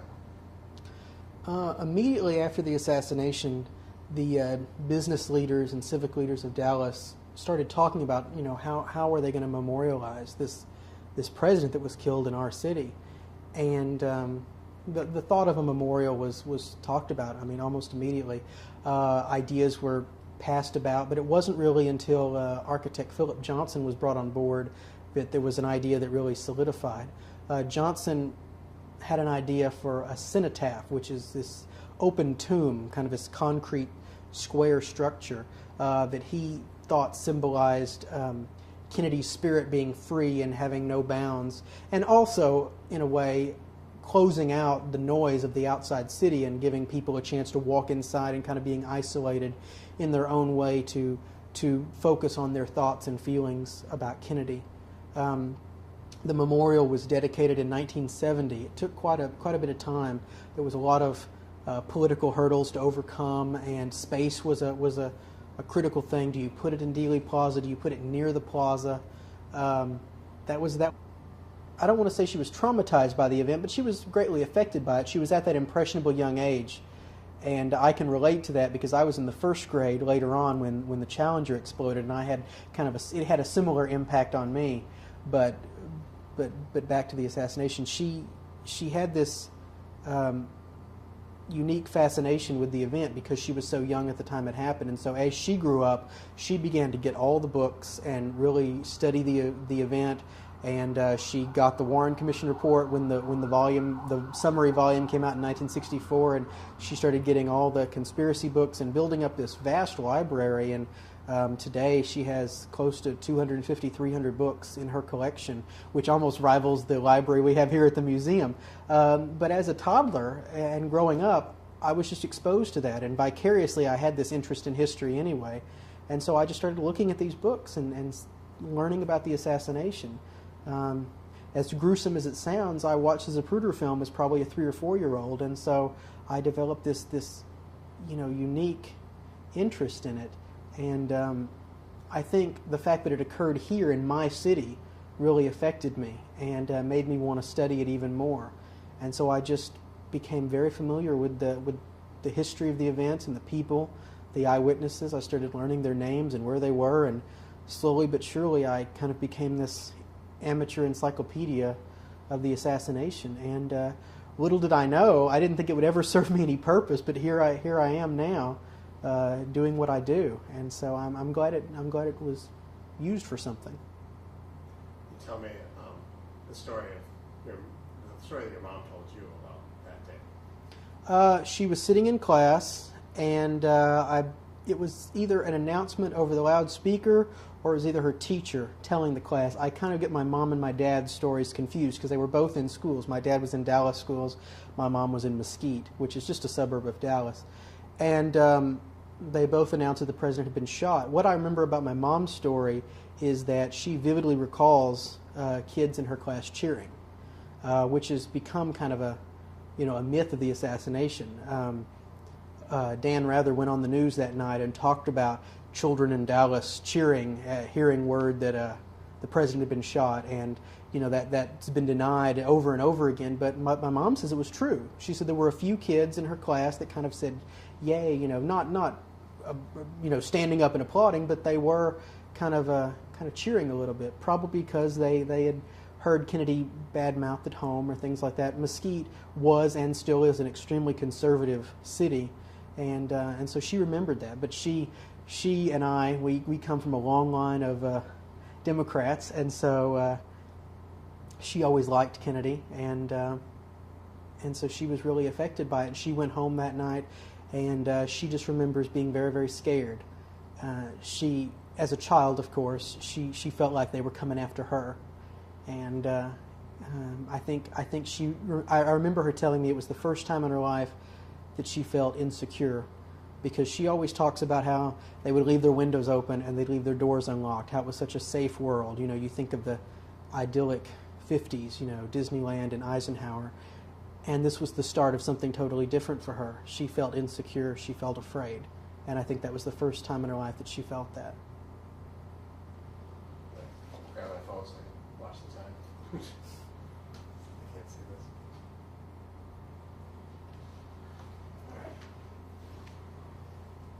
All right, let's go to questions of fact before we Okay. get more into your story. So people keep telling me how young Kennedy was, but how young was he when he got elected? Kennedy was 43 years old when he was elected president. He was the youngest president elected. Ted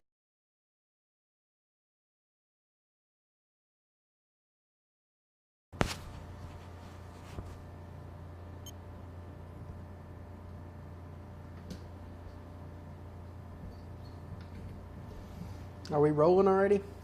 Yeah. Okay. Just, say something again.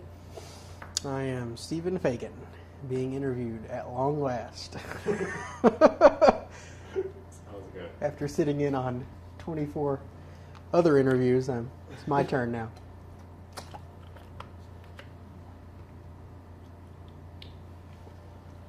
To give you all the answers, the truth now.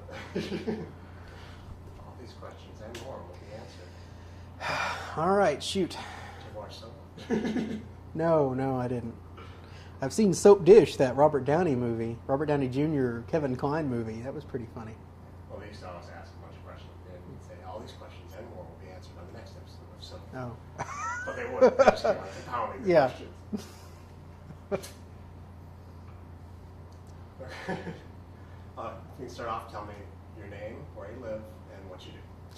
My name is Stephen Fagin. I live in Mesquite, Texas, right outside of Dallas, and I am the oral history coordinator at the Sixth Floor Museum at Dealey Plaza. And how did, well, first start with your education. What is your educational background? Well, I've lived in Dallas, Mesquite all my life. I went to Mesquite schools and went to SMU for 4 years and got a Bachelor of Arts majoring in history and English with a specialization in creative writing. and I graduated in May of 2001, just a couple of years ago. And I was an intern here at the museum during my last year at SMU, working specifically in the oral history department. And they liked my work. I came in and did a lot of transcriptions and helped with the interviews and kind of helped organize the program a little bit. And so right after graduation, they hired me on full-time and created the position of oral history coordinator. They had never had anyone full-time to manage the collection before, and so they brought me on to do that. How did you find out about the internship in the first place? That's kind of an interesting story. A newsletter came to my parents' house from SMU talking about various internships that were available, and one of the ones they mentioned was an internship at the Sixth Form Museum. And I've had a lifelong interest in the Kennedy assassination, and so my mom immediately showed that to me, and it got my attention. And so I called up one of my professors, Dr. Glenn Linden, who I knew had been on the original board of directors here at the museum, and I asked him, do you know anything about this? And so he called up Jeff West, the executive director, and they did some checking around, and no one at the museum knew anything about this internship. It was something that had been worked out with someone who was no longer at the museum and hadn't bothered to tell anyone about it, so everyone was kind of clueless at both ends. And so really I was just kind of this eager young history student who knew a lot about the assassination. I came in and talked to Ruth Ann Rugg, the director of interpretation, and she seemed to take a liking to me, and so they kind of created this internship for me so I could work with the oral histories. And they brought me on almost immediately, and I served in that capacity for about a year.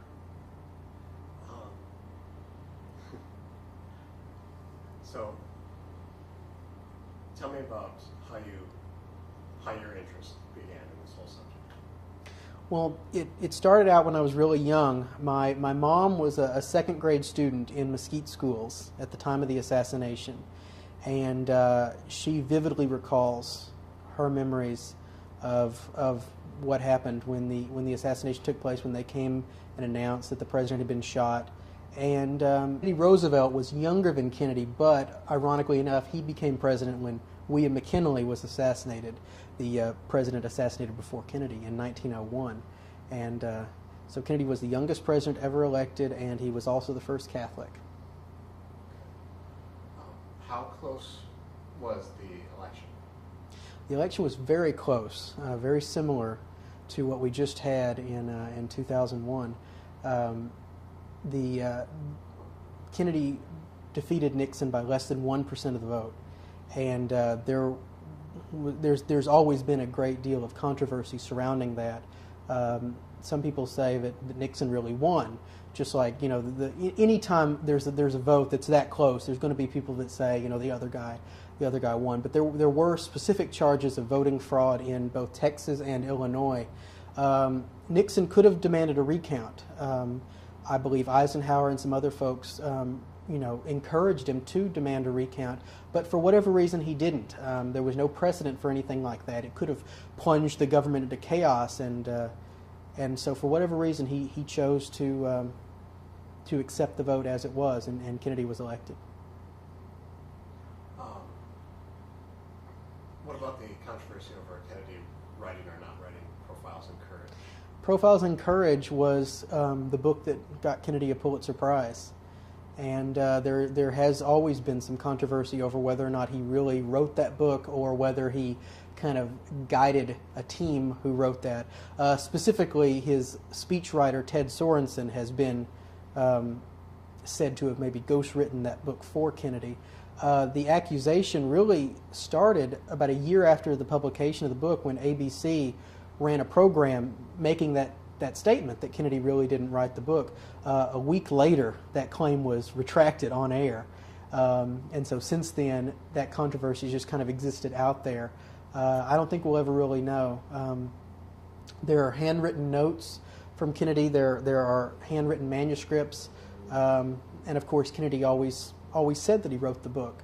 I don't know for sure, but I do know that there's always been some controversy about that.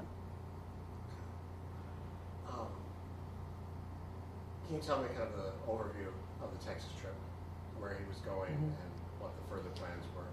Kennedy came to Texas in 1963 probably for two reasons. One was that he had lost Texas in 1960, in the 1960 election, I think. Did he? Let's see. Hang on. Well, you can skip the reason if you want her.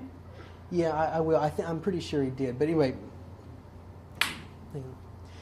Kennedy came to Texas in 1963 for two reasons. One, he was kind of launching his campaign for his reelection, and also he was trying to mend this political break that had occurred in the Democratic Party.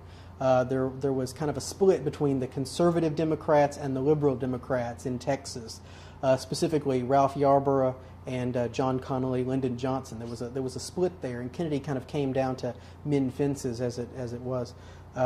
It was a very brief trip. It was a 5-city tour. They flew down from Washington to San Antonio on November 21st, and Kennedy dedicated an aeronautics medical center that day. And then they went to Houston and I think had a fundraising dinner. And then that evening they flew to Fort Worth.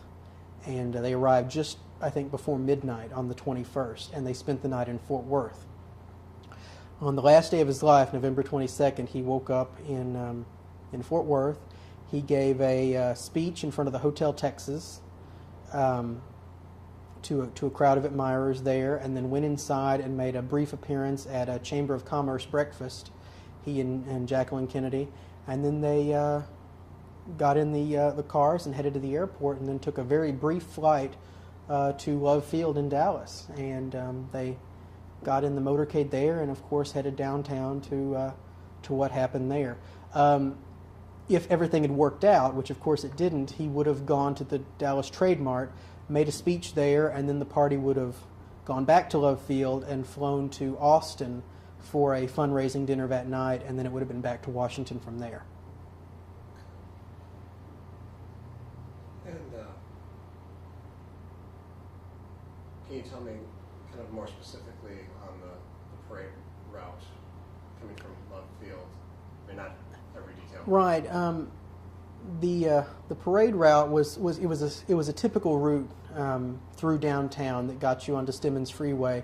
You went down Lemon Avenue and Harwood, and that kind of took you right into the heart of downtown. And once you reached that point, you had Harwood, and then there was a turn onto Main Street, and then you were really in the heart of the downtown business district in Dallas. And then the crowds were just incredible. I mean, there's never been an official count, but it was estimated that almost 200,000 people were out to see the president that day, which was extremely surprising considering the kind of conservative atmosphere in Dallas at that time. There was some concern among the business and civic leaders in the city that there might be some kind of demonstration or something, and they were very surprised and very, very pleased that there was such a tremendous turning out for the president that day. When they were on Main Street, they came and made a right-hand turn onto Houston, and then made that kind of fateful hairpin turn onto Elm Street. And it was on Elm Street at the very, very end of the parade route that the assassination took place. It was just past Elm is the on-ramp to Stemmons Freeway, and it's just down the road a little bit to the Trade Mart. The motorcade was essentially finished at that time. Can you tell me some of kind of the key things, the key lines, key stories that Kennedy's remembered for? Kennedy's presidency was marked with activity. He was in office for just over 1,000 days, and he's often criticized that he didn't accomplish very much in that time. But his presidency was very active, both in foreign and domestic affairs. There was, of course, the Cuban Missile Crisis and the Bay of Pigs. Kennedy found himself at the height of the Cold War, and most of his foreign affairs dealt directly with the Soviet Union. Kennedy is most proud, I believe, or he said he was most proud in his presidency of the nuclear test ban treaty that he signed with the Soviet Union. He did go to Berlin right after the Berlin Wall was erected there, and he stood and made a very emotional speech, saying that America would support freedom in Germany, and it's something that he's always remembered for. I think that speech especially. On the home front, he's remembered for his commitment to race relations. He did go on television and kind of urge citizens to treat one another fairly, and he did speak of equal civil rights, which kind of paved the way for what happened after his assassination when Johnson led the Civil Rights Bill into law. Something else he's often remembered for is the space race. We were in dead heat with the Soviets after they